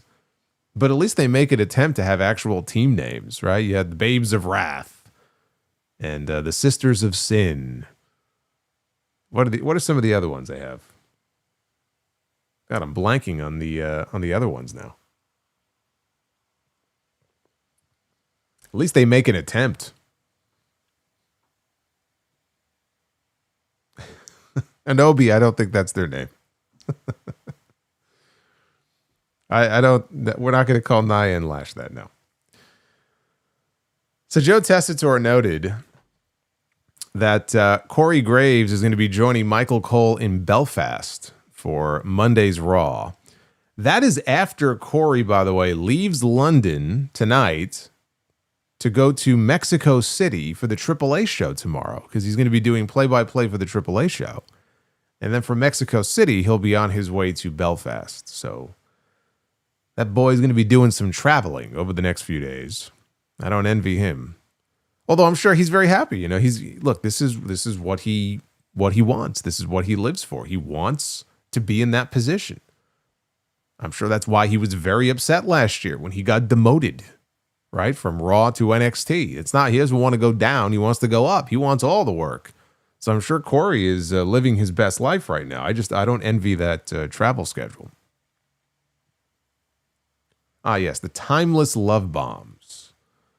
Tony Storm and Mina Shirakawa. Yes, the Triangle of Mad. Well, Triangle of Madness is not the best name. So you got to make an attempt with some of these names. So after some back and forth, Zayn superplexed Dragunov, leaving both men down heading into commercial. Now there was a point in the match here where, and this may have already been edited off of the Netflix version. I'll let you guys chime in the comments after and let me know. Or for that matter, if it's actually going to air. It's 10:35 right now. So the match, I don't think, has gone to the ring yet. I'm very curious if they keep this in on the USA Network broadcast. I'm not sure, actually, now that I think about it, if this happened during a commercial break or if this happened out of a commercial break. But there was a part of the match here where Dragunov was down on the mat, and Sami, with his taped fist, begins to punch him in the face. Like, he is laying in some of these shots, and he busts Dragunov open. He got hard way blood here in this match. And there is not a doubt in my mind that this was an Ilja Dragunov idea, where he went to Sami Zayn and said, look, I want you to punch me in my face as hard as you possibly can and bust me open. That's exactly what they did here, because he's fucking crazy. He's not Darby Allin crazy, but he's crazy. Like, go back and look at some of these shots. Like, if they didn't cut it out, go back and look at it. Like, he was tagging him in the face with these shots, and then all of a sudden, like, the blood just starts flowing. You know what it reminded me of? It reminded me of when Mick Foley worked that angle with Randy Orton back in 2004. And there was one night on Raw where they were outside the ring, I think, over by the ring post. I have this image in my head. And Orton just starts laying in these punches because Foley told him, punch me in the face. Like, punch me in the face. Because Foley's a madman anyway. He told Vader the same thing. Like, when they worked together in WCW, they had a match on like the Saturday night taping. And Vader, he would get the guy in the corner and he would lay in those shots. I don't even know if they were No, they were fists. I'm just thinking like they weren't forearms. They were fists. Like, you have to be out of your fucking mind, of all people, to go over to and say, hey, Vader, I want you to really punch me in the face. Like, of all the people, yeah, I want Vader to punch me in the face. It's out of his mind. So Dragunov went for the H-bomb. Zayn, though, got his boot up. And Dragunov came right back with an enziguri. He followed up with a pair of running clotheslines in the corner. Then he ran to the opposite corner again, but this time Zayn followed him in and went for a haluva kick. Dragunov, though, avoided it.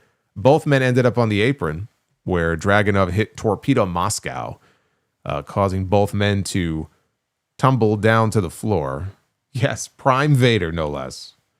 Like, legit, dude, this is 1993. I think when that happened, it was 1993. Like, we're talking Prime Vader. You couldn't pay me enough money to tell him to shoot punch me in the face. I'm surprised no one went deaf from those Vader. Oh, I'm sure he busted some eardrums. I don't know if they went deaf, but I'm sure of it. I'm sure Foley probably got his eardrum busted. He got his ear ripped off by him. Fucking busted eardrum. He ripped his fucking ear off. Couldn't pay me enough money. So, as I said, they fell to the floor. Dragunov returned to the ring. Zayn beat the ref's count back in at the last possible moment. Dragunov went for a top rope senton splash. Sami, though, got his knee up. And he came back with an exploder and then followed with a haluva kick for the win. So, the field of four is set. This was a good match, by the way. But the field of four is set. Randy Orton, Damian Priest, Trick Williams, and Sami Zayn are all going to Montreal. Gonna have a fatal four-way next weekend, Saturday night's main event. That is 1 week before the Royal Rumble. We will find out who the number one contender is going to be. Of course, I believe that is going to be Sami Zayn, because that's what I told you last week. And nothing happened on the show this week that has made me change my mind. So Trick Williams entered the ring and attacked Sami from behind before following up with a trick shot. Trick stood over Zayn as they rolled the credits, which gave Trick the final shot, the parting shot on SmackDown tonight. Which actually is, we had a motorcycle outside ramping up the engine, so I had to mute myself. Got some crazy people here.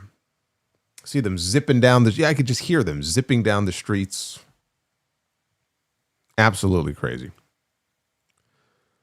So he leaves Sami Zayn laying. That's how SmackDown goes off the air. I mean, look, it was Sami Zayn who was interrupted, right, by Trick a few weeks ago when Trick made that first appearance on SmackDown in the ring. And I think they just told us who's taking the pin in that fatal four-way next weekend. I think we just got our answer. Did Vader get me too? No, the motorcycle did, not Vader. This match, though, it started slow. And the thing is, like, when you have a match that you know is going to go a long time, I mean, this is basically the story of Okada's career. You know, they could start out like really slow, but because they know they have time, because they have 25 minutes, 30 minutes, right? They're going to build to it, right? As the match progresses. They had 11 minutes, so they didn't really have a very long time. And we've seen matches on SmackDown, even back when SmackDown was 2 hours sometimes, where they will get 15 minutes or 20 minutes. Like, we've had main events on this show that have gotten 18, 20 minutes. They didn't get that long, but started slow. But it built to a nice finish. This was nothing terribly memorable. Definitely not as good as the first match they had in that U.S. title open challenge, where Dragunov won the title, but a good main event. A good main event to cap off another good SmackDown. I got to call it like I see it. And it was another good SmackDown here. Now, last week, they had the benefit of the 3 Stages of Hell main event and a big title change on that show. This week, they had the really good U.S. title open challenge. And they had 4 qualifying matches. So all of them were important and significant in their own way. They had something on the line, right? There were stakes on the line. I don't mean Omaha stakes. There were real stakes on the line here in these matches, so they meant something. That's the benefit of being able to do qualifying matches, whether it's King of the Ring, Money in the Bank, or in this case for the Fatal 4-Way. Plus, it eats up a lot of TV time because you got 4 of them.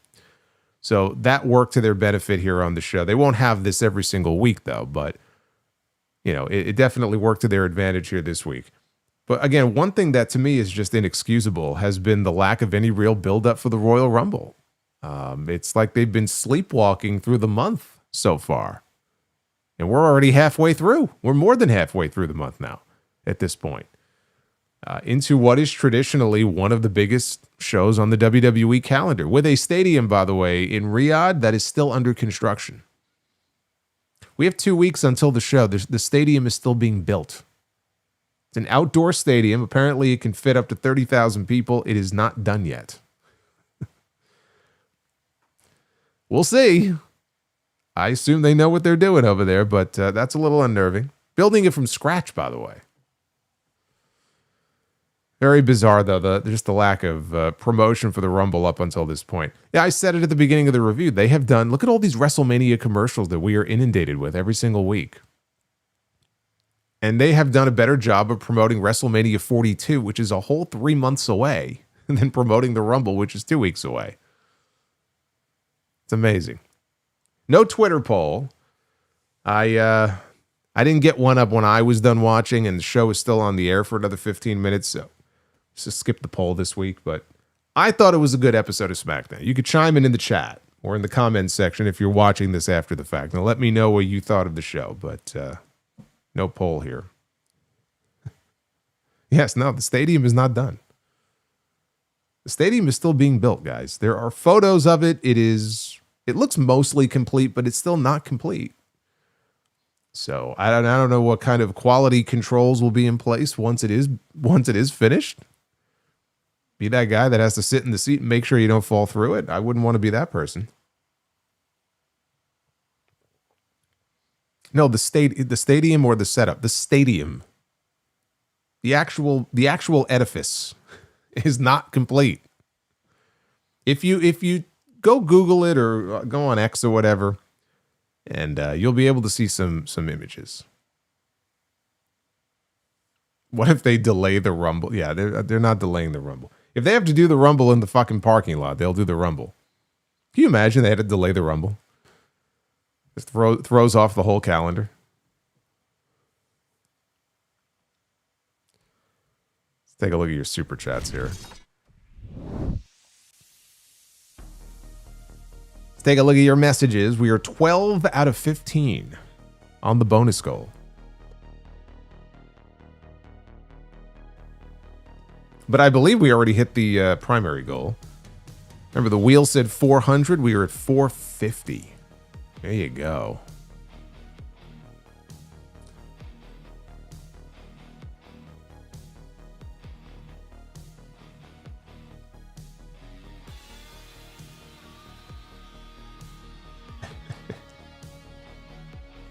The stadium is going to fall apart. No, I think it'll be fine. Joseph Stewart is with us. Joseph has been with us every stream this week. He is a loyal, committed Sound Off fan, and I love him for it.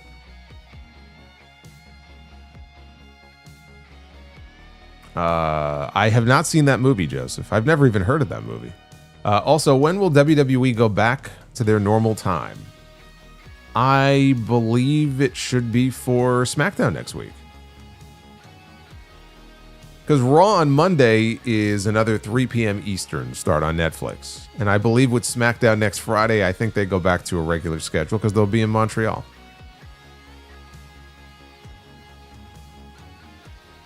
Have I seen the movie Donovan's Reef? I have not. Have I seen the Dustin Hoffman movie The Graduate? That I've seen. That one I've seen. The movie Giant, the James Dean movie Giant. Nope, never did. Did you know Robert Redford and Natalie Wood were good friends in real life? I think I remember reading about that. think she was pretty well liked. If Vince McMahon was still in charge, would WWE be doing these national shows for Raw? And so I think he means international shows, like Raw and SmackDown, like Triple H is doing. Yeah, I mean, Vince would go where the money is. And there's a lot of money right now in international. And being on Netflix, and using Netflix as an example for Raw, not for SmackDown. Although it is on Netflix internationally. But being on Netflix, like, for example, in the States on Raw, I mean, Raw going on at 2 o'clock in the afternoon, yeah, it's not ideal, but would Vince not do it? No, he would do it. Just like eventually, it might have taken a little bit longer, but eventually we would have had the ads on the mats and the logos and the sponsors and all that, which Vince never wanted to do. But where there's money to be made, believe me, they're going to make their money.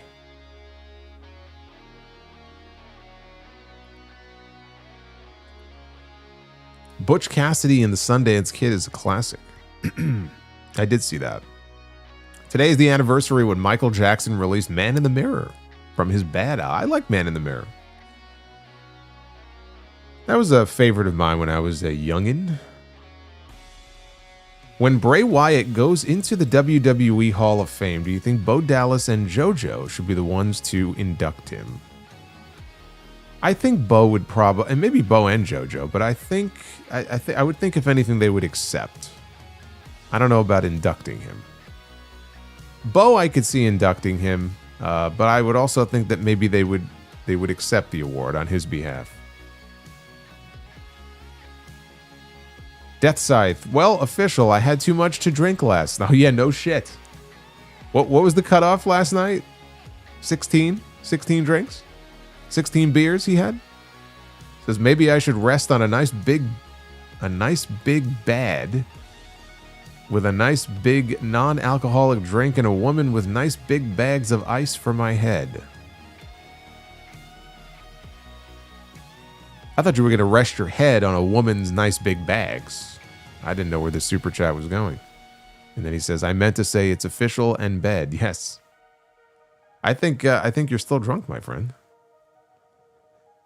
I think you're still suffering.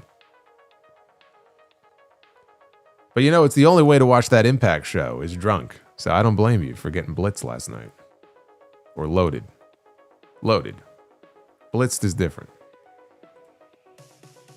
JDFVA, what's going on, brother? Deathside says, how's this for a bold prediction? If we have King of the Ring LA Knight against Cody Rhodes in the finals, and Knight beats Cody for a WWE or World Heavyweight title shot at SummerSlam. That's pretty bold. I'm not going to get behind you on that, but that is a very bold prediction. I'm assuming we will see LA Knight back in the Royal Rumble.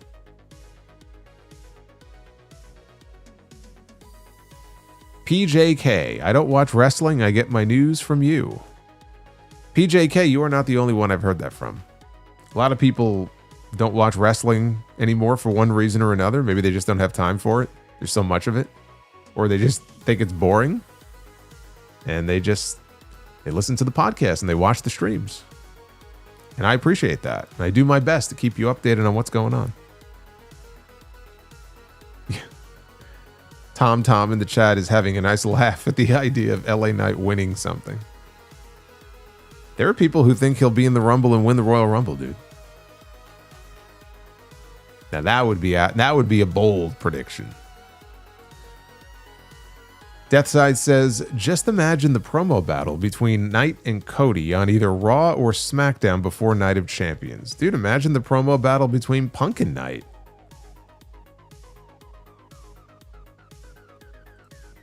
That could have been the Saturday night's main event match back in November, but nope. Couldn't have that. We had to have Jey Uso and CM Punk.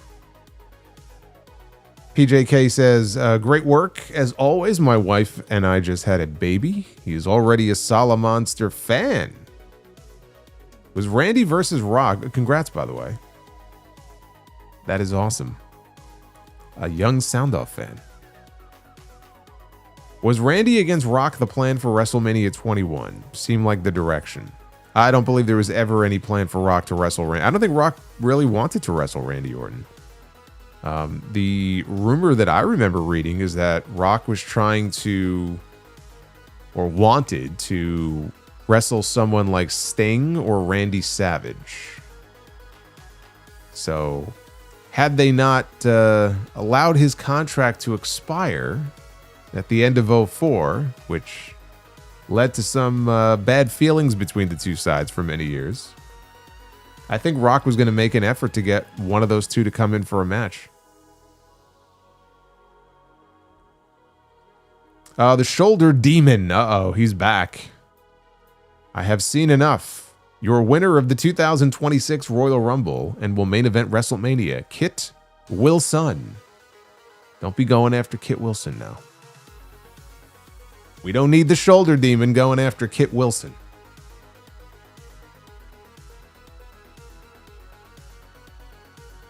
You stay the hell away from him. Dried Ribs and Chicken says Degeneration Z is coming to WWE soon. Yeah, what comes after Gen Z? We've had Generation X. And I keep hearing Gen Z. But what comes after Gen Z? Do we start back over again and go back to Gen A? Do we go back to the very beginning and start all over again? Sidro. But look at what the cat drug in. Sidro says, if child refuses to sleep at nap time, are they guilty of resisting arrest?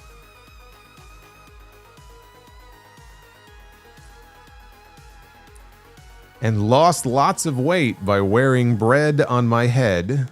It's my loaf hat, oh my God. My loaf hat diet.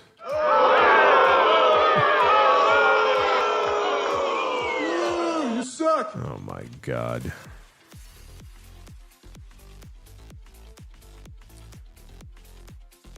And we hit 15 out of 15, which means we get 2 rounds of Be the Booker tonight. Look at this, man. That's going to be 3 rounds in the last 20. Actually, no, we did it Wednesday too. So this will be 4 rounds in the last 72 hours.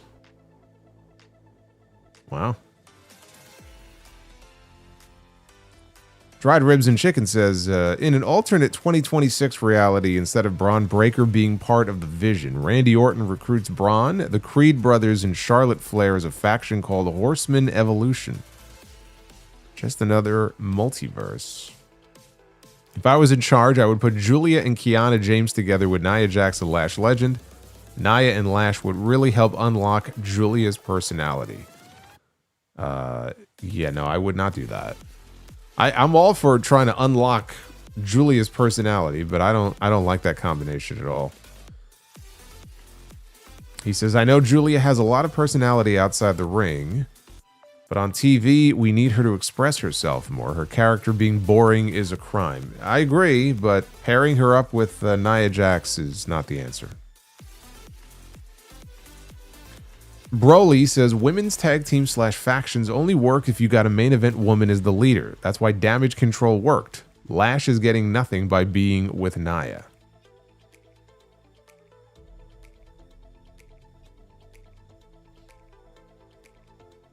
I don't disagree.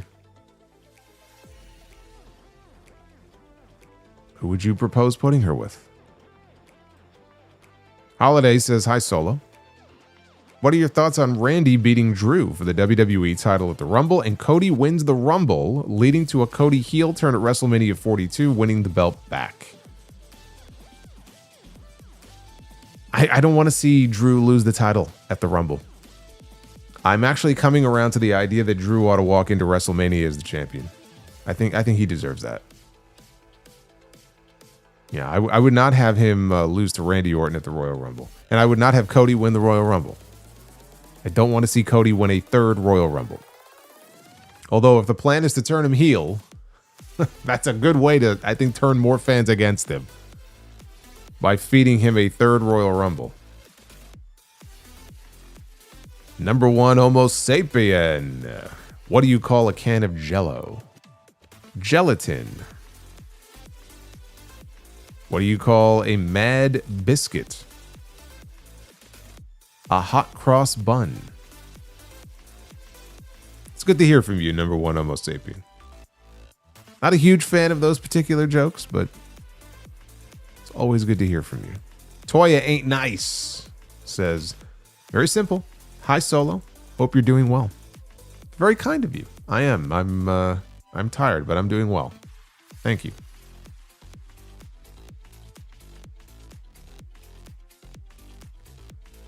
Let's see if we could scroll back here and pick up where we left off.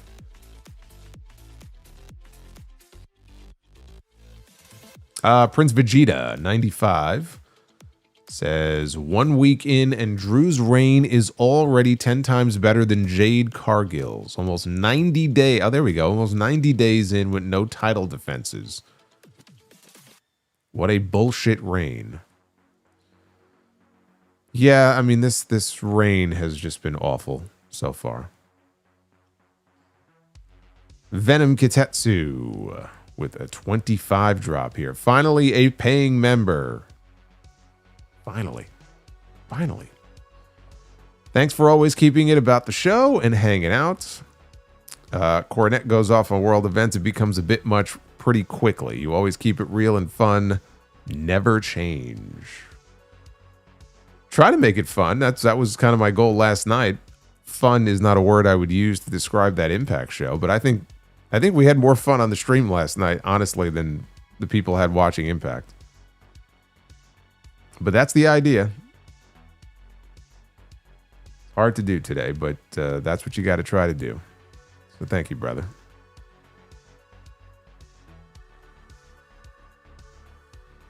Sarah the Songbird. Man, I haven't heard from Sarah in a while.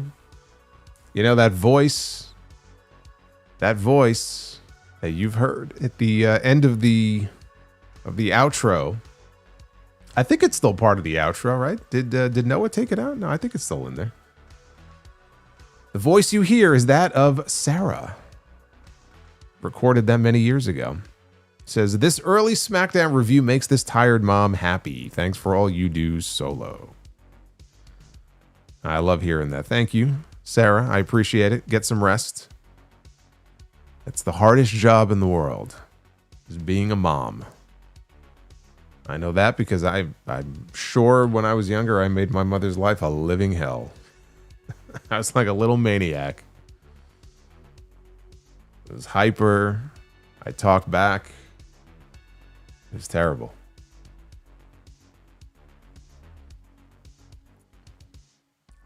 Hardest job in the world. That and trying to carry the Great Khali to a decent match. Paul Van Summeren. Preferred glizzy, Nathan's or Sabret's? The times that I ate at Nathan's, and it was usually the one in Coney Island, right by the boardwalk, I would go Nathan's. Also, if they only put the belt on Drew to job to Sami, and he sounds like he would not be very happy about this. He's not jobbing to Sami. He is not jobbing to Sami. Holiday 197. Sami's probably winning a world title at WrestleMania 43 in Saudi. Who do you think would be an ideal opponent? I would say Kevin Owens. He deserves another run with the belt, and the two have history, plus they always had good matches. Yeah, and I would say by that point, they would have been kept apart for a while. His future is very much in question, though. We have no idea when he'll even be medically able to come back to the ring. You would hope at some point later this year. I think that was one of my predictions for this year, is that he would be back later in the year. I think I said Owens would be back later, like in the fall, and we would not see Naomi back in the ring until probably the Rumble next year. I think that was my prediction. But yeah, I mean, if you can get him back and healthy early enough to put the belt on him going into Mania, then that's a possibility that I think I would be okay with. Or Drew. You know, if Drew's just going to beat him again at the Rumble, you could always circle back around to their story for Mania next year. And to be honest with you, that would be the better story. If he still is, 0 for 12 or whatever against Drew McIntyre by next year, him finally beating Drew and winning the belt in the process would actually be the better story. There's more history with him and Sami, but I think the other story is a better story.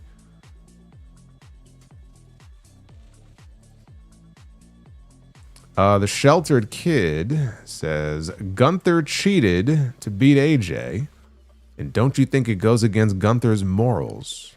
In the past, he was the heel who didn't have to cheat to win, but now it feels like he's turning into any other heel.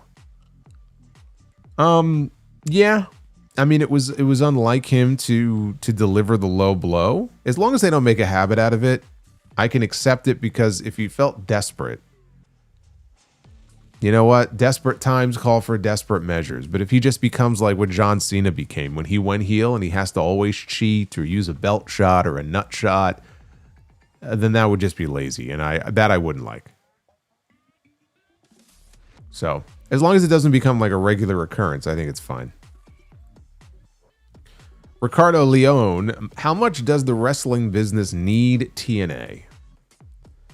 It's not the wrestling business that needs TNA, it's the wrestlers that need TNA. You know, I mean, it's more jobs for more wrestlers and more opportunities for them to hone their craft and get noticed. And now the TNA is more or less a feeder system for WWE. You know, it's an opportunity for certain wrestlers to get noticed by WWE, and it provides them with this partnership, a clear path to go to WWE, which most wrestlers, their goal, their end goal, their dream is to go to WWE. Not everybody, but I would say the vast majority of the people who get into wrestling, they want to make money. They want to be able to make really good money doing what they love to do. And honestly, the two promotions that will be able to give that to them are WWE and AEW. So if TNA can help facilitate that for somebody, because clearly there's not a lot of money to go around in TNA, just based on the number of fucking people that have left or did not have their contracts renewed in just the last few weeks, then I see that as a good thing, and I think the wrestling business is better off for it. Even if you are not a fan of the product, if you think the show sucks, it is a net benefit for wrestling. Wrestling itself doesn't need TNA, but for the wrestlers that are out there right now, I'm sure they're very happy that TNA is around. And as I have said before, TNA will outlive us all. Every single person who is in here right now, we will be long gone, and TNA will still exist. This I believe.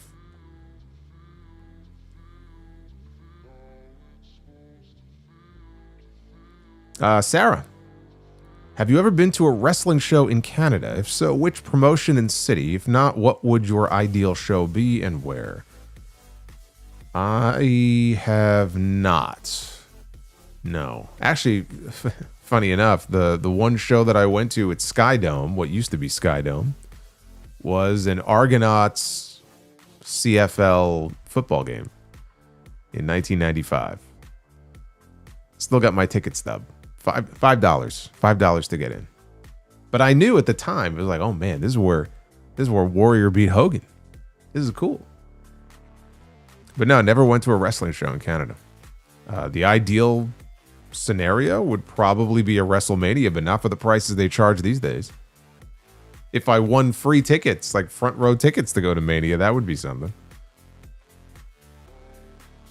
But like in a perfect world, it would be like a big show like that.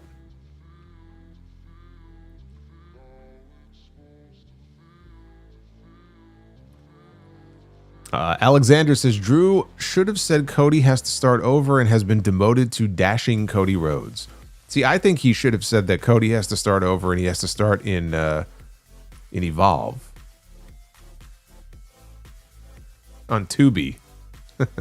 Cody has to go back. He has to go to AAA and wrestle in Mexico City and under a mask, and then work his way back up. See, that could actually be a kind of a fun gimmick. Imagine Cody showing up to the AAA show and he's got to wrestle Omos, or he's got to wrestle Vikingo. May as well be creative with it and have some fun with it. Chris Lloyd, new era or huge announcement? They're both played out. But Tony Khan has gotten better. We haven't had too many huge announcements lately. We've had more new eras from Paul Levesque than we've had big announcements from Tony Khan.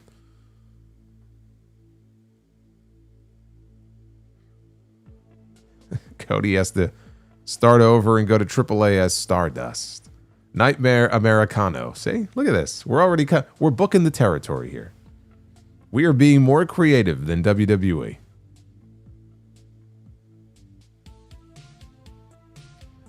Hey, look, we had Juan Cena. Right? No reason you can't do El Nightmare Americano for a couple of shows. Then he works his way to Evolve and then NXT, right? Cody never did have an NXT run. Then he can work Ricky Saints. And finally he works his way back up to SmackDown. The only thing is the timing didn't work out. See, that's an angle that you start shooting in like the fall. You don't do it right before the Rumble and WrestleMania.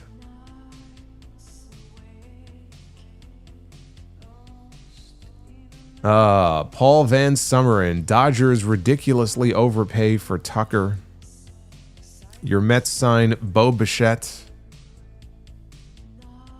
You know, my brother told me about the Bichette news. And, when he said it, I don't know. When he first said it, I heard it as Boba Fett. I'm like, what the fuck do you mean Boba Fett has signed with the Mets? Are we that desperate? I know times are tough right now for the Mets, but he goes, no, Bo Bichette. I go, oh. He goes, yours in sadness, a Jays fan. That is from Sarah in the next super chat. But Paul is very upset that his Yankees have done shit. Well, look, I mean, Bo Bichette is, I think, is a good pickup for the Mets. 3 years, right? 3 years, 120 something million. And, losing out on Tucker sucked. So this was kind of like a nice little consolation prize. But we may only have him for a year. He's got a couple of opt-outs, I think, for each of the next 2 years. So it's entirely possible he could opt out, have like 1 year with the Mets. I think that's how the deal works. It's going to be very interesting. I mean, clearly they signed him for his bat and not his defensive skills, because he's a hit machine. But he's never played third base before. And he's playing across the field, across the diamond, from a first baseman that we have now in Jorge Polanco, who's never played first base. We have a third baseman who's never played third base and a first baseman who's never played first base.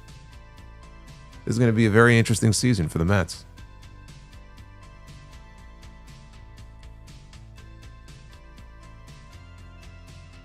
But yeah, Sarah, I think we will try to do our best to treat Bo Bichette right. But it's the Mets, so I just can't make any guarantees. Alexander says, Hunter needs to do a Scooby-Doo mystery angle on the show and find out who knocked out Jacob Fatu's teeth.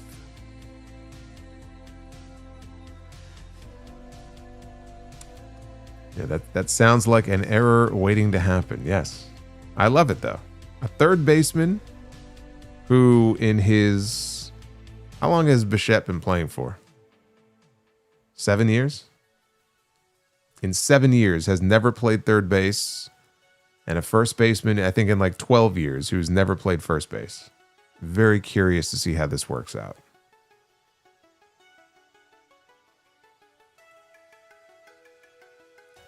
But there have been shortstops that have transitioned well to the third base position.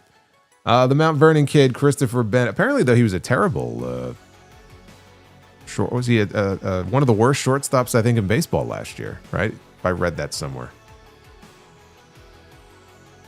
The Mount Vernon kid. My prediction came true, Solo, about all of the winners for the four-way match. Well, you and me both. Even though I somewhat felt Sami was going to lose, thought Drew was going to screw Sami just to spite him. Why would he spite him, dude? Like, he's 11-0 against him. It's a shoo-in. See, now what they should have done is they should have had Drew come out and attack Sami. So that way, Dragunov gets disqualified.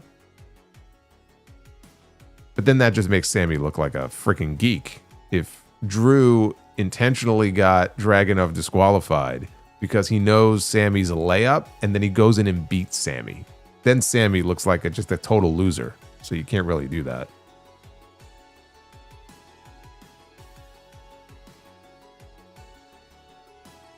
Toya says, if Sami beats Drew at the Royal Rumble, Does he take it to Mania or lose it before then, and to who? Also, Cody against Jacob should be fire. I'm looking forward to that match. I cannot see Sami winning at the Rumble. I don't see it. I don't see it because, you know, they're building up this story so much. When he finally wins it, it's got to be his moment. And it would almost feel like we're just talking about baseball. It would almost feel like a rental. You know, like he's got it for now, but he's not going to have it for very long. And like you said here, you're already thinking like, does he even make it to Mania with the belt? It's like he's never won a world championship on the main roster, so you're going to give it to him and then take it away from him a month later and kill the only story this guy has? I just think that's a dumb idea. I just think you save his eventual title win for some other time. Maybe it's Mania next year.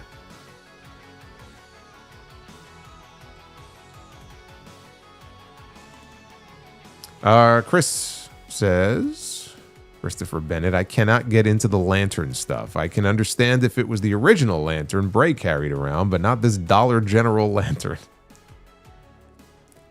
Man, when he debuted as The Fiend, he had that cool lantern with the gaping mouth, which is kind of creepy. That was a cool lantern. Alexander says, Cody is becoming like Roman in such that he is being shoved down our throats. I'm over it. He just needs to go away for a while. Well, I don't think WWE is going to just make Cody go away before their biggest event of the year. Bad for business. Paul Van Summeren says, Fatu. Missed him. Street Fighter 88. Cody doesn't need to turn heel. We just need go fuck yourself Rock version of Cody. It's funny you mentioned that. Go fuck yourself! Yeah, and that's the Cody we need. We need Cody to come out and just tell everybody, go fuck yourself! That'll get over. And he'll be the biggest babyface in the entire company again. Ain't nobody gonna boo that. Death Sight says, I heard reports that it could be Drew, Cody, Fatu for the title of WrestleMania 42, which is cool for Jacob, but it feels like they are deliberately trying to avoid doing Punk and Cody at WrestleMania. Yeah, it just doesn't feel like it's a match they want to do. I think that's a big money match. It may not happen at WrestleMania, but they need to do that match at some point. Maybe it's better to do it if Cody does go heel and wait until he's a heel and have babyface Punk against heel Cody. Maybe it works out better that way.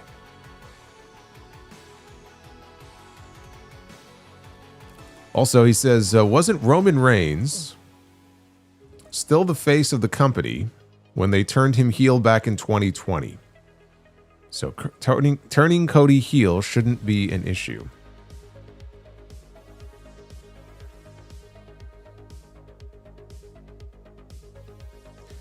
No, but he wasn't the top babyface. That's the point. It really was Drew, honestly. Drew was the top babyface. So it's not exactly the same thing.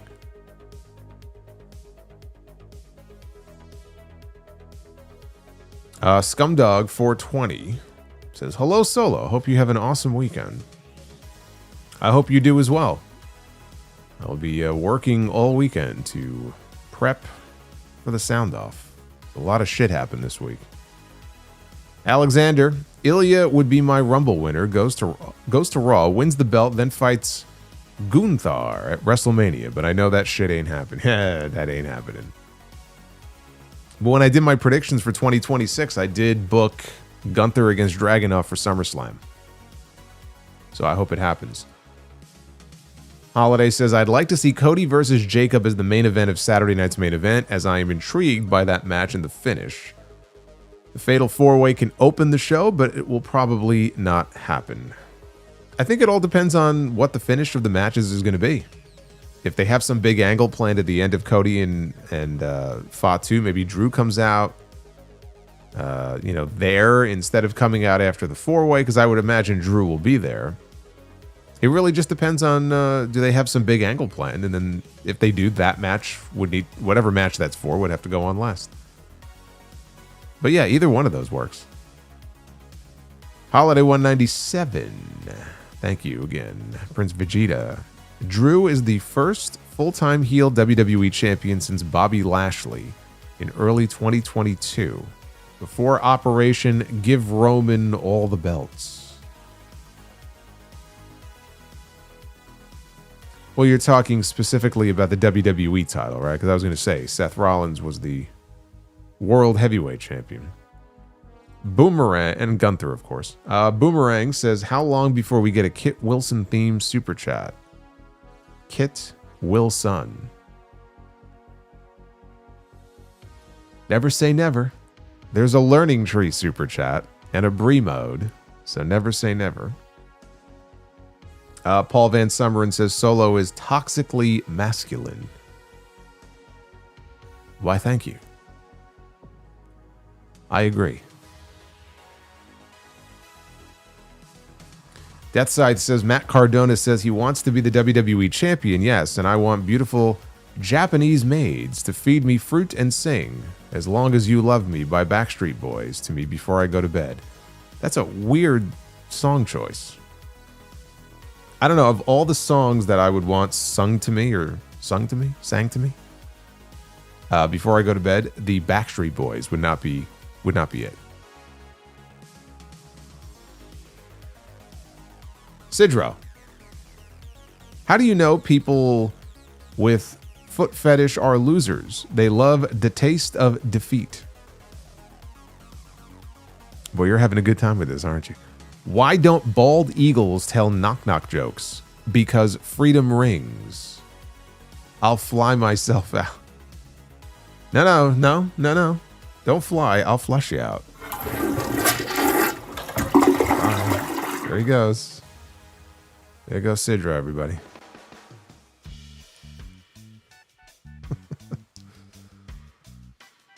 There you go. Just gave him a swirly. Steel Twins. Never change, Sidro. Never change.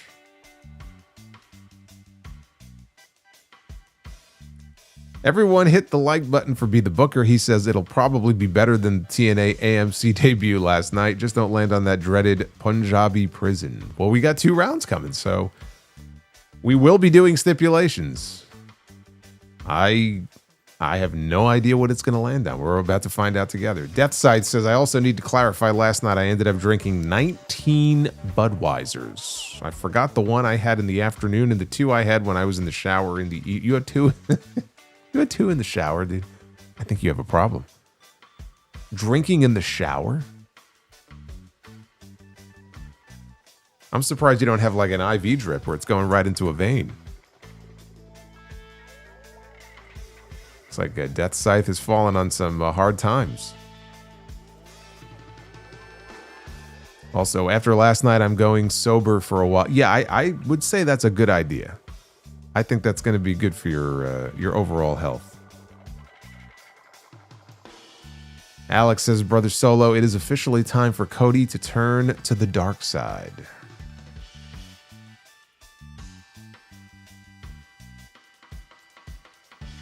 Toya, Charlexia sounds like a Pokemon character. It's Charlexa. Charlexia sounds like some sort of... It sounds like a disease that you would have or some sort of illness. The doctor diagnosed me with Charlexia. That would be a terrible tag team name.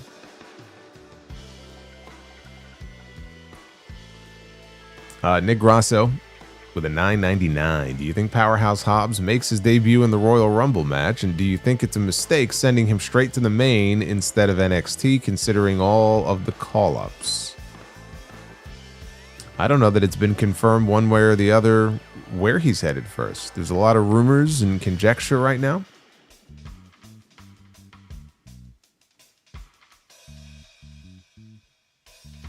Would I debut him in the Saudi Rumble? I think debuting... If he was going to the main roster, then yes, I probably would debut him in the Rumble. But I don't know that he is going straight to the main roster. I know there's been talk about it. But, you know, you read shit on like social media, you got to believe very little of what you read on there, because there was someone who said, I think they actually credited Fightful.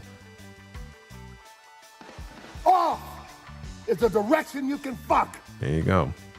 They credited Fightful by saying that he was heading to SmackDown, and that's bullshit. Fightful never said anything like that. So, but yeah, they're calling up a lot of people. Obafemi's on his way up. I really think, honestly, if it were up to me, this is one of those situations where I would have him in NXT for a while, because I feel like with the call-ups, look, I've mentioned this before, like the men's side, the men's division in NXT has been dreadful, especially when you compare it to the number of women that have come out of the women's division. So I think now would be a great time, honestly, for him to kind of shine in that division. And you got Ricky Saints there. He's got history with Ricky. I mean, they could be together. They could be against each other. I think NXT would be a better place for him, honestly. I really do. And then maybe coming out of Mania, call him up. I just think we're so close to WrestleMania, and you've got Obafemi coming up right now, and it's going to be all the oxygen is going to be on him, and this big push he's probably going to get. I don't know that now would be the best time to introduce him to the main roster. That's kind of how I feel. Duff's Vids, what do you call a Mexican that hates protein powder? No way, Jose. Second no way Jose joke in the last couple weeks. I can't have whey either. No whey protein for me. The Uffman says, read the vowels in Celine Dion out loud. Thank you and you're welcome.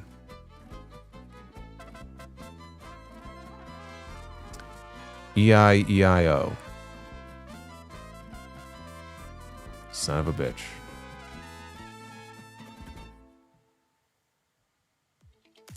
Prince Vegeta 95, have you seen The Pit? I'm not a fan of medical dramas, but it's really good. I highly recommend it. It pretty much swept the Golden Globes. I've heard great things about it. I do intend to watch it. It's the Noah Wiley show. And I will check it out. I've heard great things about it. You know what I kind of got addicted to for a while there in the last several months? And I feel like I've gone through every clip that there is without seeing an actual full episode of this show. But there is a show. I mean, they have all the Chicago shows, right? Chicago PD and Chicago Fire. But I got hooked on the Chicago Med clips. I think I've seen all of them. All of just the clips, like on YouTube. I've seen like every clip that's been recommended to me. And Oliver Platt, he's a doctor on the show. He's actually the shrink. I guess he's the shrink on there. But he's one of the characters. He's very likable and very good on the show. And apparently that show's been around for like a long time. And I just never watched it. But like I just started watching the clips and I was hooked on them instantly.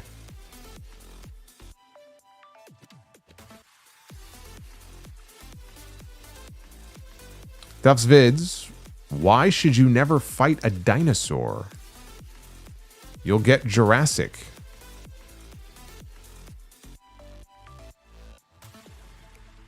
Death Scythe says, scary to think WrestleMania X7 nearly had 2 murders. Tommy Dreamer planning to kill Paul Heyman, and Vince McMahon would have killed Raven if he hit the TV cable.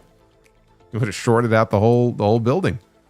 Was it the golf cart he almost drove over it? Yeah, that Dreamer story is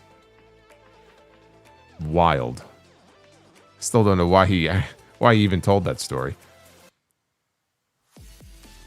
Now he's booking the TNA shows. Bobby Means, if I'm WWE, I would save Rhodes and Reigns 3 for SummerSlam, seeing how that is going to be Brock's last match ever. We don't know that, by the way. That's not confirmed. But ESPN is going to want that show loaded.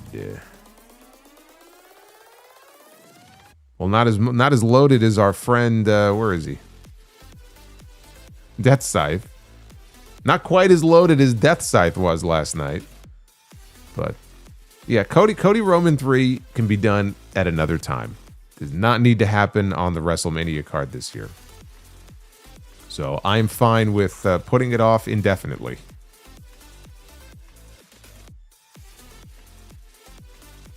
Super Pony says Randy is going to be revealed as the one who attacked Jacob, turning him heel. That way, instead of turning on Cody, seems they were never interested in that.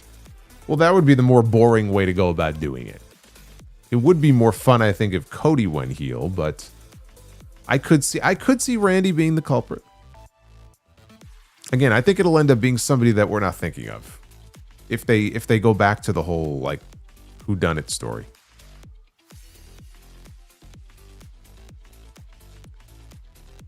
Duff's vids, why do bees have sticky hair? They use honeycombs. Oh, finally, a good one. And what cheaper beer nuts? What is cheaper? See, you misspelled your own super chat. Beer nuts or deer nuts? Deer nuts.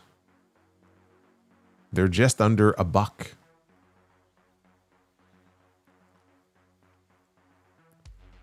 Lakers Pat says, why was RVD special? He was one of a kind. Get it? Yeah, that was pretty bad. That was pretty bad. Not gonna lie.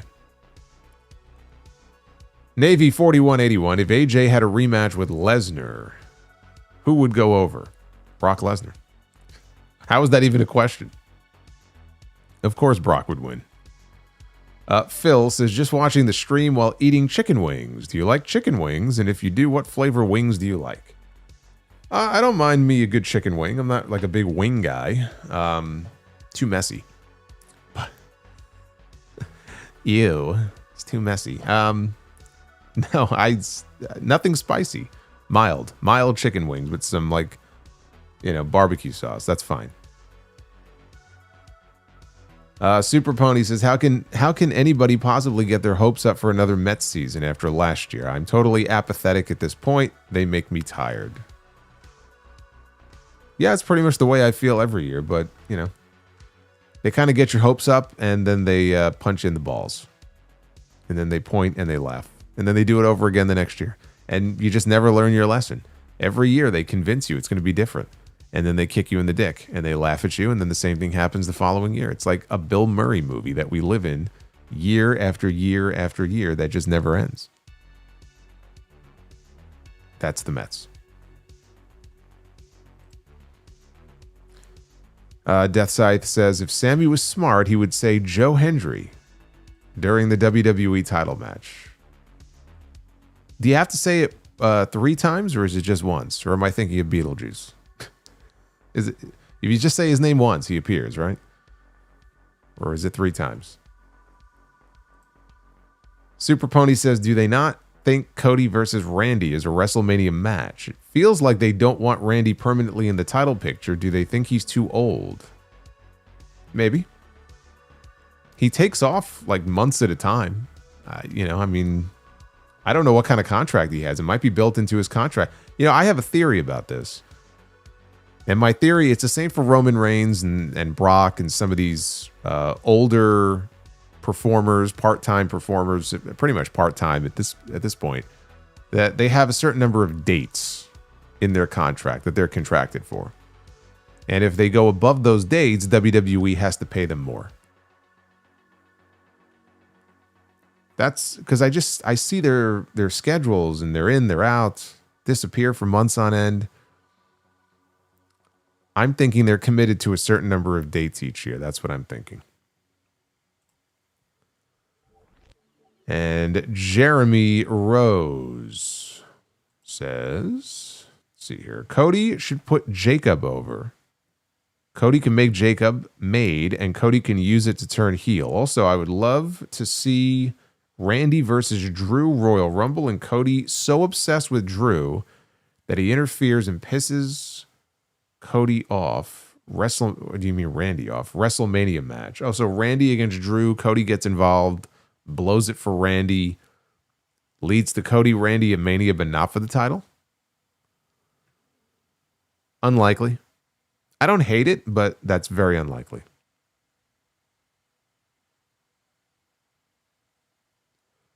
Devin, since all crowds sing now, which cities, states, and countries have the best voices? None of them. None of them have great voices, and some of them are out of sync. They're out of tune. There's no city that I could think of where it's like, oh, great, I'm so happy they're in this city because they're great singers. So the answer is none. Justin G, what do you have for the Super Bowl at this point? Dude, I haven't even been paying attention. The Bears, right? The Bears are still in it. We'll go with the Bears. How about that? I'm sure Seth Rollins will be very happy.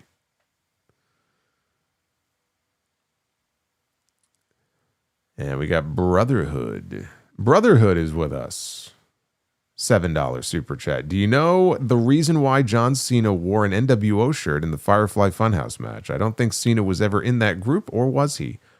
No, he wasn't in the group, but it was the same reason they did this wacky scene with him and Bray with the old blue bar cage from the Golden Era in front of them. And it's not like Cena ever had a blue bar cage match.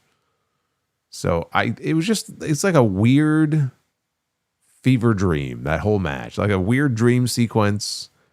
But really the reason they did that is, I think anyway, it ties into this idea that Cena never turned heel. People wanted him to turn heel, but he never actually turned heel. But if he had, what if he would have been in the NWO? I think that was kind of the idea behind it. There are people that have all kinds of theories about why things were done and the little Easter eggs in that match. But no, he was never part of the NWO. Hey, Brandon. What's going on? Brandon Proctor just joined. What's going on, Brandon? Yeah, I think it was a commentary on Cena being a heel. Joseph Stewart. He's back for more. He says, I'm back, Solomonster. Hope you're having a great Friday night. I just got done watching the Dolph Lundgren Masters of the Universe movie. Was it because I mentioned it the other night? I watched that movie many times. You know, that movie actually, when I was younger and I watched it, not to give away any spoilers, but it used to really depress me because Courtney Cox, a young Courtney Cox, is in that movie. And if I remember correctly, I believe her parents die in that movie. And it made me very sad. It actually got to me. And he says, I'm now watching The Empire Strikes Back. Oh, very nice. I never did. I never watched it. Iceman.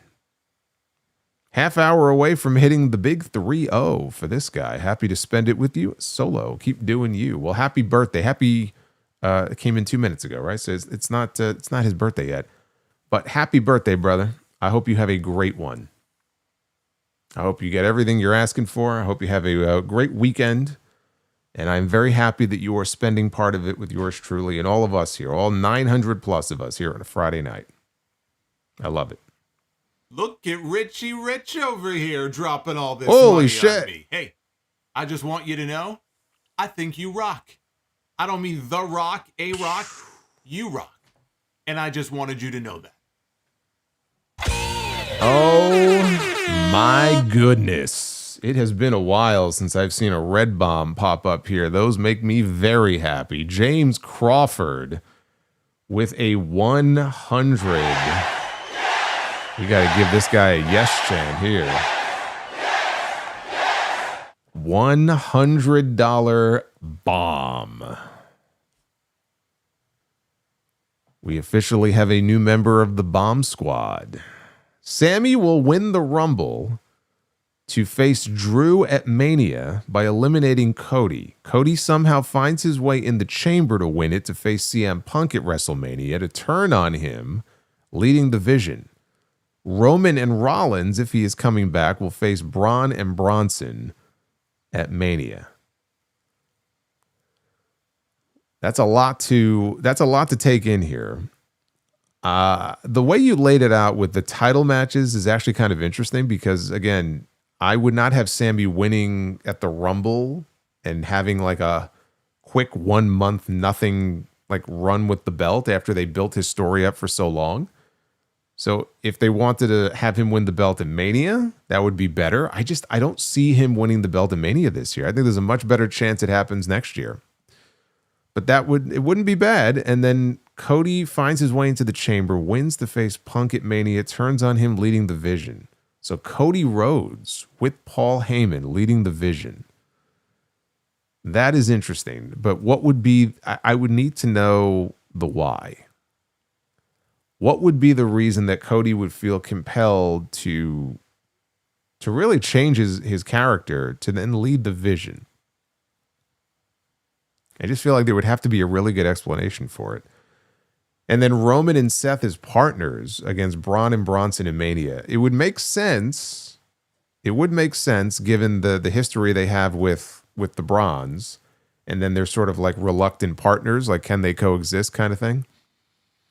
You can do it. Again, I just feel like unless they know something we don't, and we're being sort of fooled about when Rollins is supposed to be back, it's very risky to build a match like that with so many big names, and you're building it around the idea that this guy's going to be medically cleared in time, and what if he's not? That's why I said, like, if you end up doing Breakker and Punk, let's say, again in Mania, you could always add Seth in as a third man and turn it into a triple threat if he's healthy. If he's not healthy, you just do Punk and Braun and have Breakker win the belt. So, like, to me, that's a lot safer to do that. But I don't hate what you've proposed here. I think it could work. I just think it's too bold for WWE. But yeah, like Cam says also, like the Vision getting a new leader every 6 months. There would have to be a really good reason, though, for Cody to lead the Vision. Like, I don't hate the idea of Cody as a heel having his own group. I don't think it needs to be the Vision, though. But James, holy shit, thank you for the bomb, man. $100 super chat. Some good shit there. He's obviously put a lot of thought into it. I hope WWE's put a lot of thought into their own fun idea for Mania. And they don't fuck it up like they did last year. Marshall. I asked my gym crush out the other day on a date while wearing a Steve Austin shirt, and she said yes. Well, she's a keeper. What shirt, though, were you wearing, though? Was it Austin 316? He had like a gazillion shirts, though. Was it the OG? Was it Austin 316? Joseph says, did you know the actress that played the sorceress in the Dolph Lundgren Masters of the Universe movie played Courtney Cox's mom on Friends? Huh. I did not know that. And did you know Battlefield Earth, oh God, was a John Travolta passion project? That's why the movie was made. Well, I think his passion was misplaced because that movie is the worst movie ever made. There's a reason why it is regarded by many as the worst movie ever made. Pains me to say that because Forrest Whitaker is in there, and I like Forrest Whitaker. But yeah, Battlefield Earth is just a fucking terrible movie.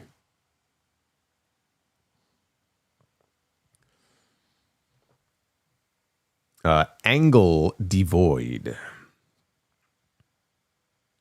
You get to program the WWE Vault channel for 24 hours, provided there is video footage. What matches and segments are you showing? A lot of Golden Era stuff. A lot of like Coliseum video matches. I just watched today. I'm in the middle of watching WrestleFest 94. I have to say, I'm not even done with it yet. I left off, they were about to show a Mr. Perfect Yokozuna WWF title match. But I just got done watching Brett and Owen against the Steiner brothers, which is just a fucking great match. And even the post-match chaos and everything, and they had to be separated, and Gorilla Monsoon's on commentary like, oh my God, is that Pat Patterson? Boy, did he get fat. Like, that's where that's from. It's just such a great match. And so I'm only halfway through the tape. I think that may be the best Coliseum video, like as far as like match-wise, that they ever put together. Was WrestleFest 94. So I would be airing some of that. But like, dude, there's segments. I mean, everybody always brings it up. And I have to imagine it's somewhere in the vault, unless Vince had it destroyed. The famous Snake Pit segment from '86, where Jake dropped Hogan with a DDT and the fans cheered. Would love to see that. There's a Kurt Angle Owen Hart dark match from, I think, a few weeks before Owen passed away. It might have been. That has never seen the light of day. I've seen a still image from it, and that's about it. The still image that I remember seeing was, I think Kurt had him in the middle of like a power slam coming off the ropes or something. But I don't think the actual like video of the match has ever been released. So like I would want to dig into the vault and find stuff like that, like rare shit that has never been released. Like to me, that's when they post stuff like that on the vault, that's what really gets me like, oh man, I'm excited now to check this out.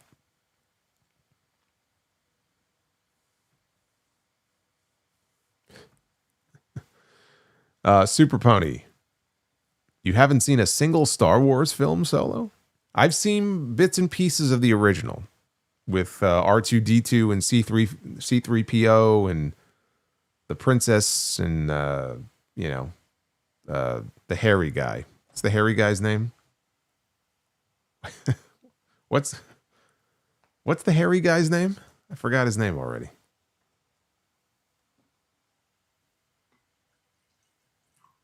Han Solo? Darth Vader. Obviously, I know Darth Vader and the Stormtroopers.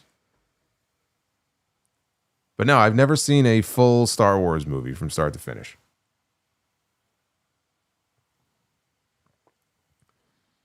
Chewbacca. There you go. Thank you. Chewbacca.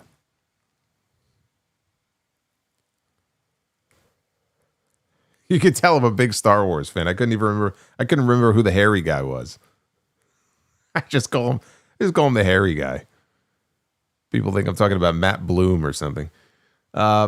Joseph says they made Battlefield Earth toys, and I own the John Travolta action figure from the movie. Well, I'm sure those figures are probably going for a cool $3.87 on eBay. Star Wars New Hope and Empire Strikes Back are my favorite movies of all time. Wow. Is it worth like going back and seeing any of those movies? And Jeremy Rose, $5 super chat. Why does Cody versus Randy need to be for a title? They can make an epic feud without a title. Let the title matches be Braun versus Punk and Drew versus Roman. Why? Well, I will counter that by saying, why does Roman need to be in a title match? The hell does Roman need a title match for at WrestleMania?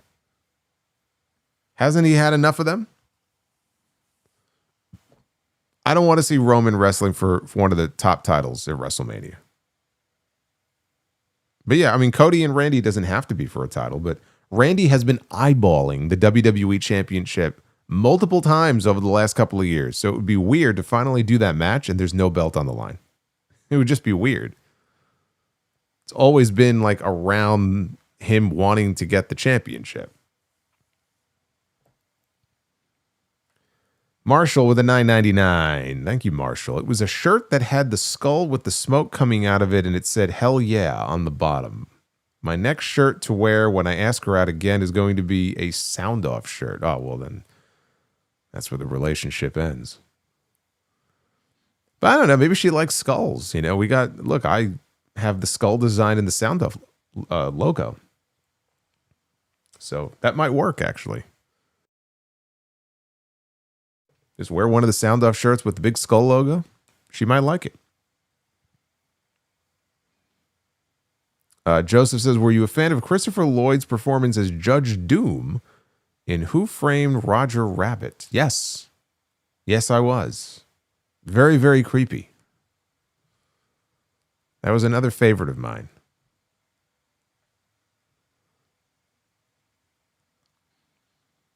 Also, I think Dominic Mysterio is returning tomorrow with the AAA show. I think he might be appearing. I don't know. He's not wrestling. I know they've announced Rey Mysterio is going to be there From what I understand, Rey Mysterio is once again injured. Apparently, it's a minor injury, but I believe he is injured. But he will be there. He will be at the AAA show tomorrow. Super Pony eyeballing the title for 3 years, leading to nothing. Yes, see, that's my point. That would be kind of crazy. Not built to break. What's the difference between snowmen and snow women? Snowballs. That's right. It's a very astute observation. Retro KOH, fun fact, Harrison Ford was told he would never make it in Hollywood until he landed the Han Solo role. Imagine thinking Ford can't act. Yeah, I think that person was a little bit off. I liked him in The Fugitive. I was a big fan of that movie. Or, of course, executive decision. Get off my plane.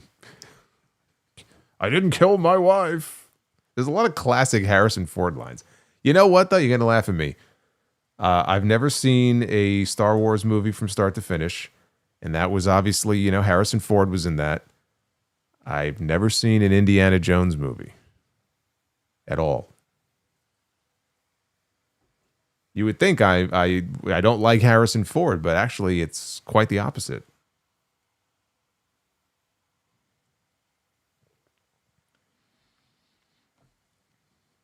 Aesthetic. Yo, Solo. And notice you use a lot of synthwave in your videos. Any chance you're a fan of the Midnight? Also love Time Cop as well. Yeah, no, I love the Midnight. Time Cop. There's a few names that you invariably will come across if there's like a particular type of like synthwave that you're a fan of. God, what's the other one? Fuck. Dawn of the Dead. No, Midnight Danger. That's another one of my favorites. Midnight Danger is another one of my favorites. I love their songs. Super talented. There's some of them I wish I could play like at the beginning of the streams, but some of them are not safe. But yeah, I'm just a big fan of that kind of music. I really dig it. Joseph says, do you remember the scene in Roger Rabbit where Christopher Lloyd put the shoe cartoon in the dip? Oh man, that was a disturbing scene. He did it slowly too. It was like a slow, torturous death. Super Pony says, Indiana Jones 2? Shame. What can I say? Hey, Scumdog. 5 gifted memberships. That means these 5 people that you see listed in the chat right now, which include Angle Devoid, who just sent in a super chat. You are all now channel members. Joey Jojo. Who else we got here? We got Chris. I'm not going to botch that, but all you guys now have access to the new RSPW Rewind episode that just went up the other day. So you could thank Scumdog for that. Scumdog, thank you. And Joseph says, do you remember Baby Herman from Roger Rabbit? Yes. Yes, I have vivid memories of that movie. I was a big fan of Jessica Rabbit. Oh, yeah. All right, well, we got 2 rounds of Be the Booker that are coming our way that you guys unlocked almost 3 hours ago. Is when I started this stream, and we're just now getting to Be the Booker, so let's do it. This is going to be fun. Oh, man, where's my intro? There it is. Be the Booker. I jumped the gun there. I was ready to dive right into it. Now we can dive right into it. I was like, there's no time to waste. All right, here we go. See, I'm not the only one. Bash says, I also have never watched an Indiana Jones movie. See, so now I don't feel so alone now.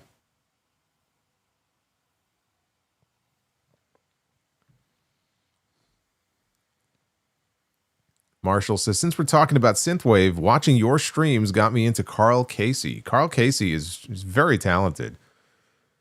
He's a kid. I call him a kid. I mean, he could be in his 20s by now, but young guy who just puts together his own songs. If you just search for Carl Casey or White Bat Audio on YouTube, he's got some great tracks. And you've heard a lot of them played here on the streams over the years.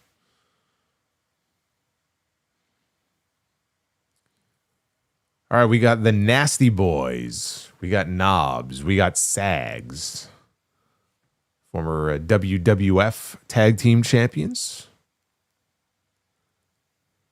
The Nasties are going to step into the ring with the Brothers of Destruction, Kane and the Undertaker.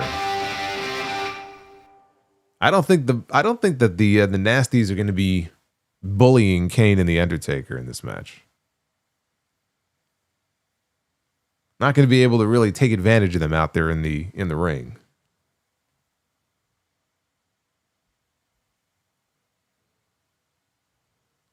Here we have Victoria, or Tara, from Impact. Victoria should be in the Hall of Fame. Victoria is going to go one-on-one with Meiko Satomura. The legendary Meiko Satomura, who just retired last year. And what is the promotion that she runs? Sendai Girls, right? She runs that promotion in Japan. That'd be a good match. I'm liking this round so far. We got one. Just think, we got one more to go after this. We got to pick a main event first, though. All right, this 2-night spectacular, night one. Our main event is going to be. Oh well, I mean, come on. I mean, geez. Come on now. Could we have landed on a better option here than the best there is, the best there was, and the best that there ever will be? Bret the Hitman Hart. This is just, you can't pick a better person here for this main event. Just can't do it. You just can't do it.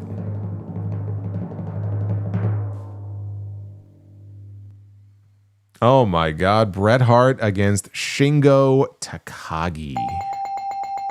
Oh, what a match. What a match. My goodness. Now I'm sad we'll never get to see it. I am happy, though, that belt, that IWGP belt he's holding there is no longer active. We got V4 back, baby. Unfortunately, Shingo never got to hold it. How's that for a main event, man? Bret Hart against Shingo Takagi. Damn. That is great. For the title, hey, fuck it, yeah. Put the IWGP belt on the line. Why not? Why not? Okay, so now you guys unlock with the Super Chat goal from earlier. You guys unlock the second round. And when we do this, we pick stipulations for these matches. So I don't know what stipulation it's going to land on. There's obviously, as you can see, there's plenty of them in here. So let's see what we're going to do. We are going to have a bull rope match. Well, ain't that some bullshit? We're going to have a bull rope match, folks. I don't know how this is going to work because we're doing a tag team match first, but a bull rope tag team match, apparently. Don't ask me how the match ends. Be the Booker is very fond. The algorithm here, I guess, is very fond of the Nasty Boys, apparently. We have once again landed on the Nasty Boys for the second time tonight, and they are going to be in a bull rope match. It's going to be a very violent match. Anobi says, uh-oh, night 2 is going to suck. Yeah, this is the beginning of night 2, by the way. We can't do the tag teams with this. Why not? You could do the tag teams with this. If it's tag team tornado rules, you just have 2 members attached to one bull rope. You have the other 2 members attached to another bull rope, and they just beat the shit out of each other.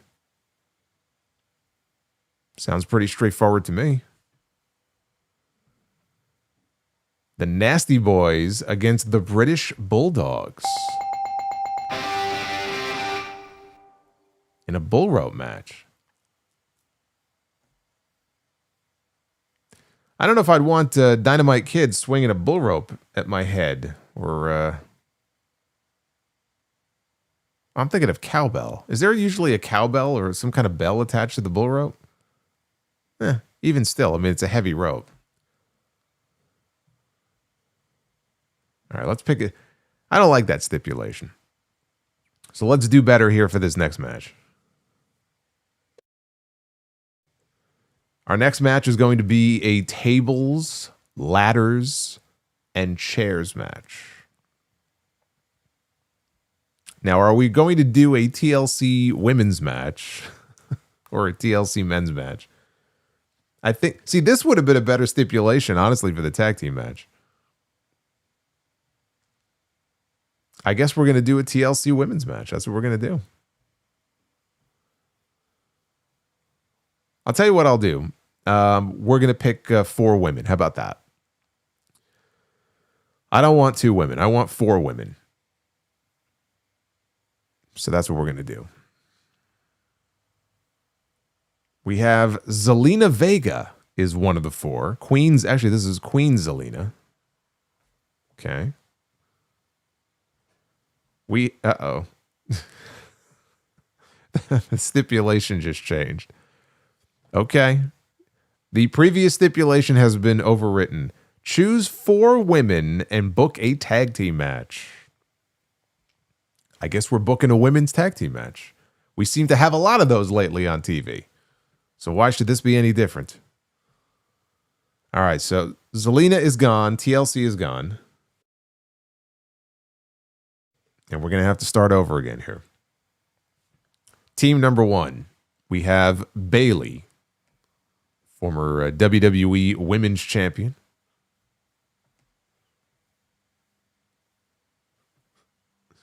And Gail Kim. Bayley and Gail Kim. That would be a quite the tag team, actually. And their opponents are going to be exciting. Let's find out who it's going to be. It's going to be, it's going to be Emma. Yeah. All right. My excitement level just plunged a little bit here. Emma and Bayley and Gail Kim against Emma and Julia. And just having Stardom Julia here, that's enough to put it over the top for me. This right here, this is the Julia that we need. Can we have this? What happened to this? All right, main event time. It all comes down to this. Are we actually going to have back-to-back sweeps? Is that what we're about to do here? Oh boy. We have a scaffold match. This stipulation. I was never a fan of it. Maybe it's because I'm afraid of heights. I was never a fan of the stipulation. You know, guys get up there on the scaffold. They're too afraid to move, this way or that way. Because, of course, they're like 15 feet above the ring. Fucking hate scaffold matches. But that's the stipulation we landed on. So this should be very interesting. Who is going to find themselves up on the scaffold? In his retirement year, no. It may be a retirement for him if he falls off that scaffold. The phenomenal AJ Styles. See, this is not a good stipulation for AJ Styles because his moveset, it doesn't lend itself well to being up on a scaffold. He can't do a phenomenal forearm on a scaffold. He can't do a springboard 450 on a scaffold. And if he does a Styles clash on a scaffold, then that's just going to be curtains for both of them. This is not going to be a very good match for AJ Styles. AJ Styles and CM Punk in a scaffold match.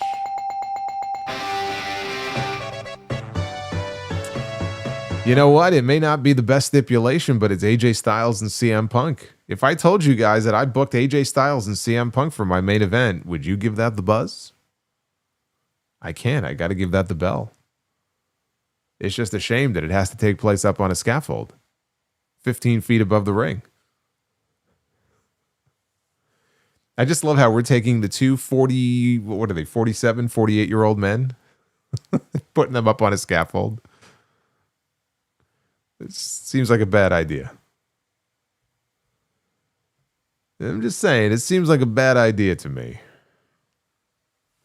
Can Javon get bouncy up on the scaffold? Probably not. I'm gonna say no to that. All right, we got a bunch of more super chats to get to, but let me see, because again, the member chats are listed elsewhere. So let me just see if I can find those. I will read them if I see them, and I don't. Thanks, YouTube. No, I don't see them here. Well, that means I'll probably have to go back after the stream and see what I missed. But let's take a look at these super chats here. Man, Joseph had a bunch more questions.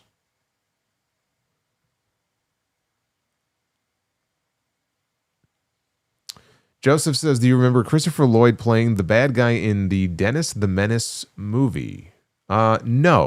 No, but it's funny you mention that because Dennis the Menace was one of the cartoons that I used to watch as a kid. Live action, though, I never saw. It says, bad news, Solomonster. Battlefield Earth is on TV right now. Well, don't tell me what network, because I don't want to watch it. Devin says, buy or sell, Papa Shango or Papa H? Oh, God. I get douche chills just listening to you say that. Papa Shango. Definitely Papa Shango. Do you remember the scene in The Empire Strikes Back when... No, I never saw it, dude. Where Luke went into the cave and Darth Vader came out of nowhere in the cave. I never saw it. Were you a fan of Yoda? I have one of those baby Yoda, I don't know, dolls or whatever you would call it.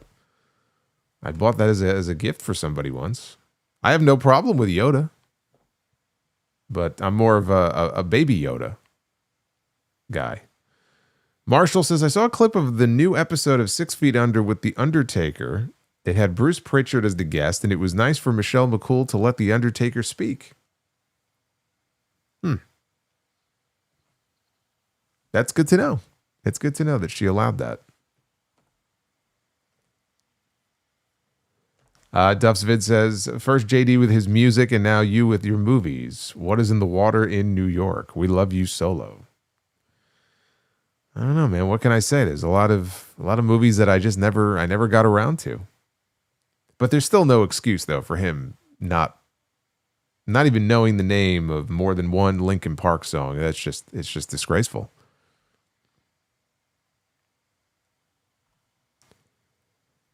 Joseph says, would you have liked to have seen Billy D. Williams as Two-Face and Robin Williams as the Riddler in Batman Forever? I think Robin Williams in that role actually would have been fucking awesome. I would have loved to have seen that.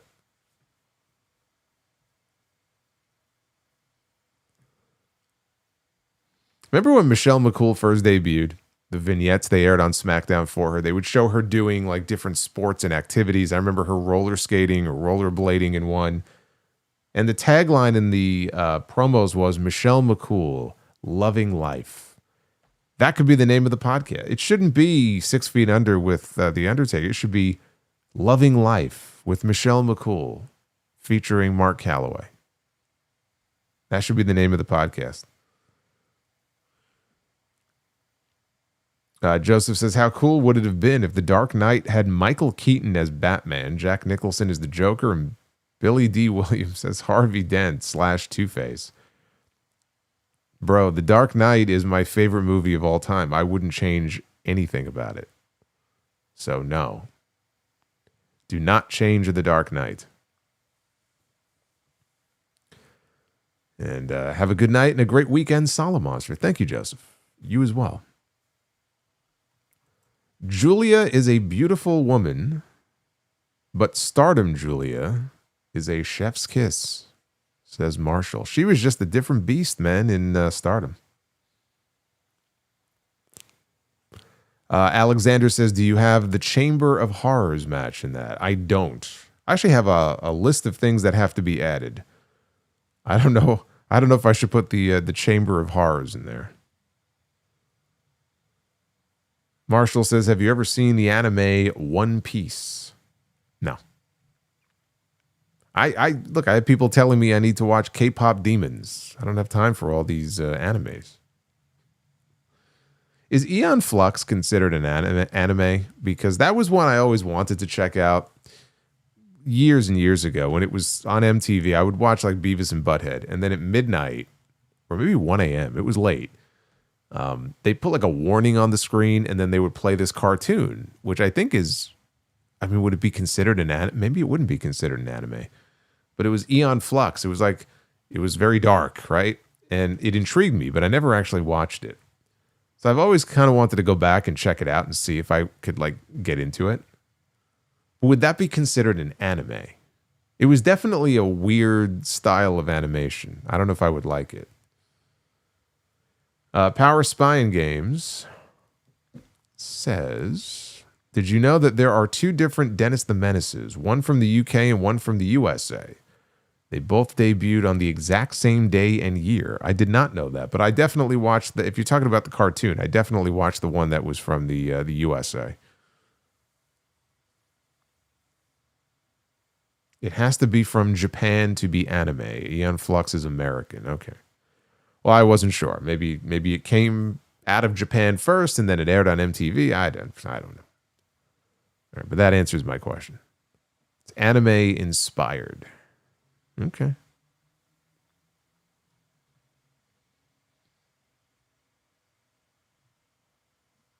Marshall says, will you be watching the movie The Rip? Came out on Netflix today. I actually have a note to try to watch it tomorrow night. So if I get my work done early enough, I would like to watch it tomorrow night because it looks good. I saw the trailer for the first time months ago, and it looked very interesting. And I saw Jade Cargill, actually. She had her belt with her and everything. She actually did an interview with Matt Damon and Ben Affleck. I don't know why she was interviewing them. And I said, oh shit, the movie must be out. So yeah, I'm going to try to watch that tomorrow. Apparently it's inspired by a true story. And Marshall says, I can't believe JD doesn't like Linkin Park. I know. You got to shame him. Shame him. Shame.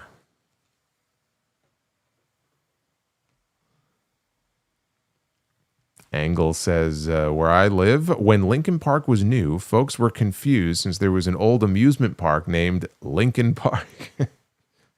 I could see where that might be confusing.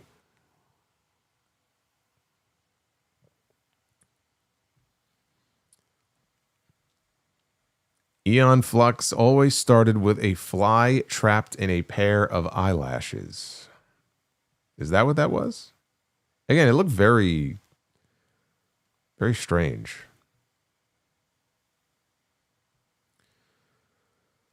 Here, let me see if I can get these member chats to show. I don't know why it's not showing them to me. All right, let's see if we can bring them up here. No.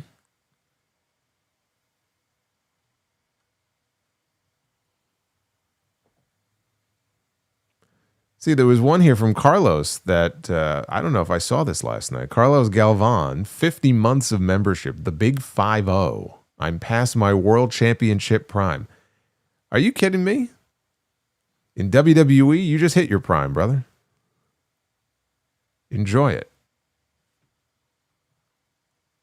Enjoy your 50 months.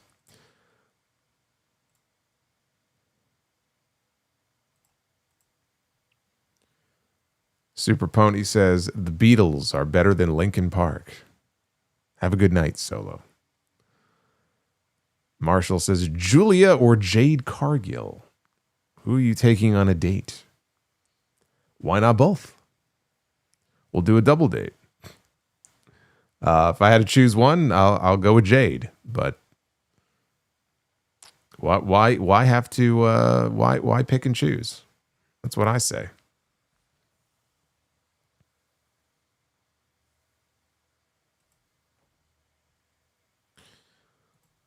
What did the not built to break? What name would it have come under? Your name? Did I not see it? Let me see. Was it a super chat or a member chat? I'll go back and see. Here we go.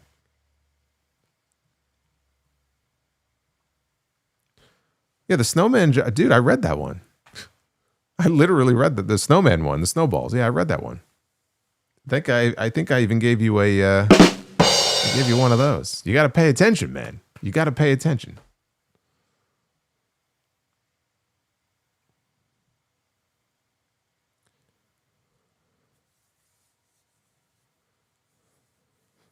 Taking Jade and Sabrina Carpenter on a date. Wouldn't that be something? Now, let me just check one thing out here.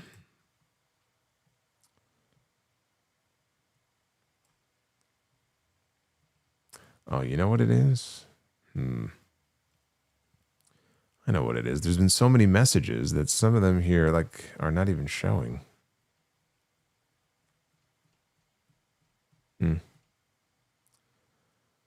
Oh, man. Oh, man.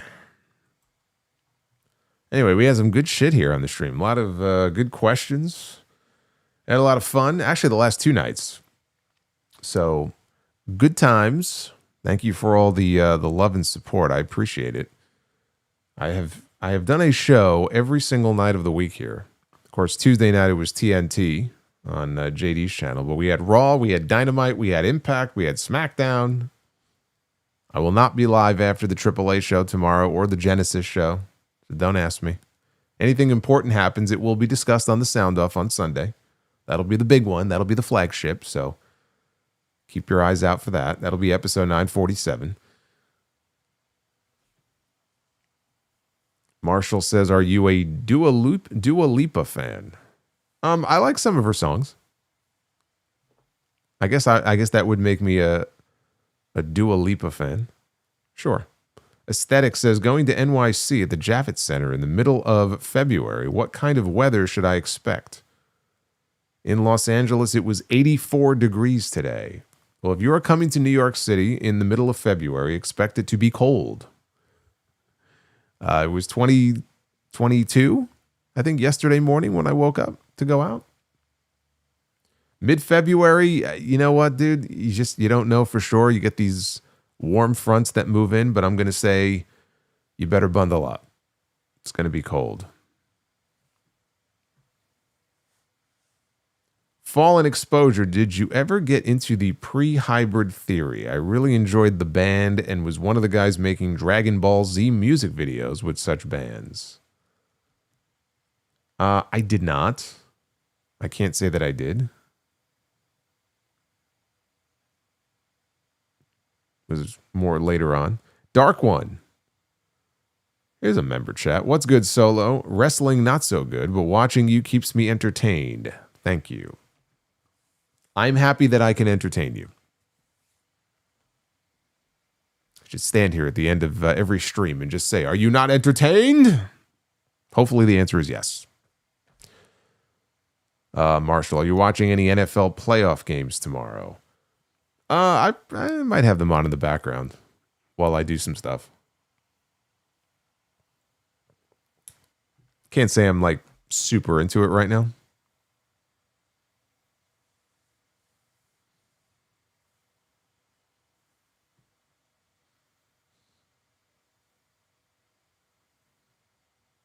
It's Going Down is a good Linkin Park song with Executioners.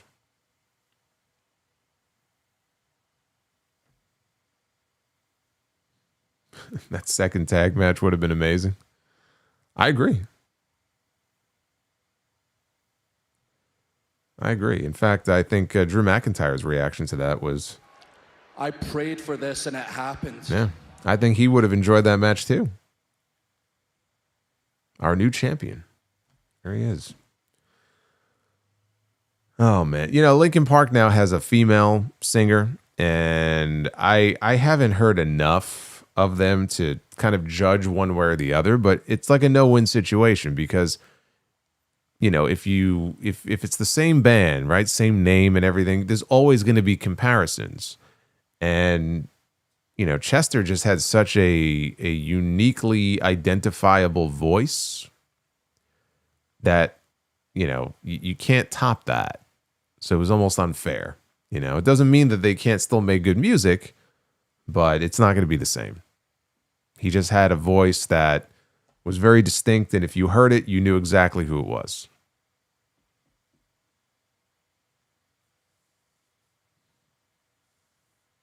So yeah, I mean, she's not bad, but it's not Chester.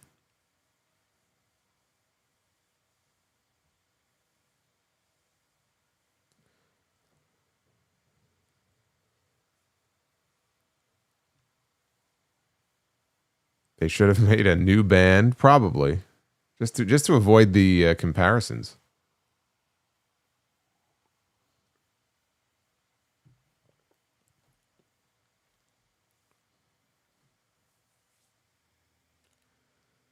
All right, I'm going to head out of here. I can't believe it's been 3 hours and 10 minutes.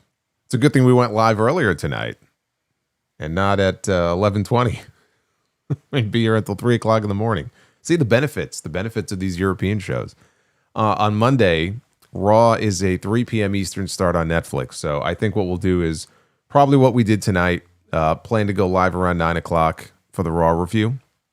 And then again, for SmackDown next week, I believe things go back to normal. And you've got Saturday night's main event. I'll be live after that. That's next weekend. And then a week later, it's the Rumble. The Royal Rumble is almost here. And that's going to be an early start too, because the Rumble is airing at 2 p.m. Eastern. And so that will probably be an 8 o'clock or 9 o'clock stream that night as well. That's on the 31st. So just so you can prepare for the scheduling that's coming up.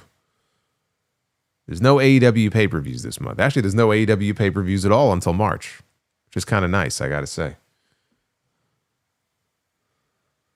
So anyway, I'm going to get out of here. Marshall. Thank you, Mark. But Marshall, that's not a bad thing, though. That's not a bad thing. Drew McIntyre is with us. 35 months as a channel member. What would your finisher name be? Ugh. My finisher name? Oh, man. I never thought about what the name of the finish would be. The Monster Mash? Maybe the Monster Mash. I guess it depends on what finisher I choose. Do I choose a submission? Do I choose like a striking submission where I hit somebody or I kick them? Like it all depends on what the move is. I like the Monster Mash though. Did we not hit Be the Booker this past Monday? I don't think we did. I don't remember now. This whole week has been a blur. I've done shows every day. I don't think we did. I know we did Wednesday and Thursday and Friday. I don't believe we did on Monday. That's going to be up to you guys. Hopefully this Monday we'll hit it. You guys bring the heat like you did tonight. We'll be doing fucking 3 rounds of Be the Booker. Anyway, go check out that RSPW Rewind episode that I mentioned. It is a lot of fun. It's all about having fun here. And if you are a channel member, you have access to it right now. Everybody else, you're going to have to wait a few days. Or you can become a channel member. You can watch it right now. But go check out that and all the other content here on the channel. Be well. Stay safe. Have yourselves a great weekend. And get ready for the Sound Off coming up on Sunday, episode 947. Until then, take care, guys.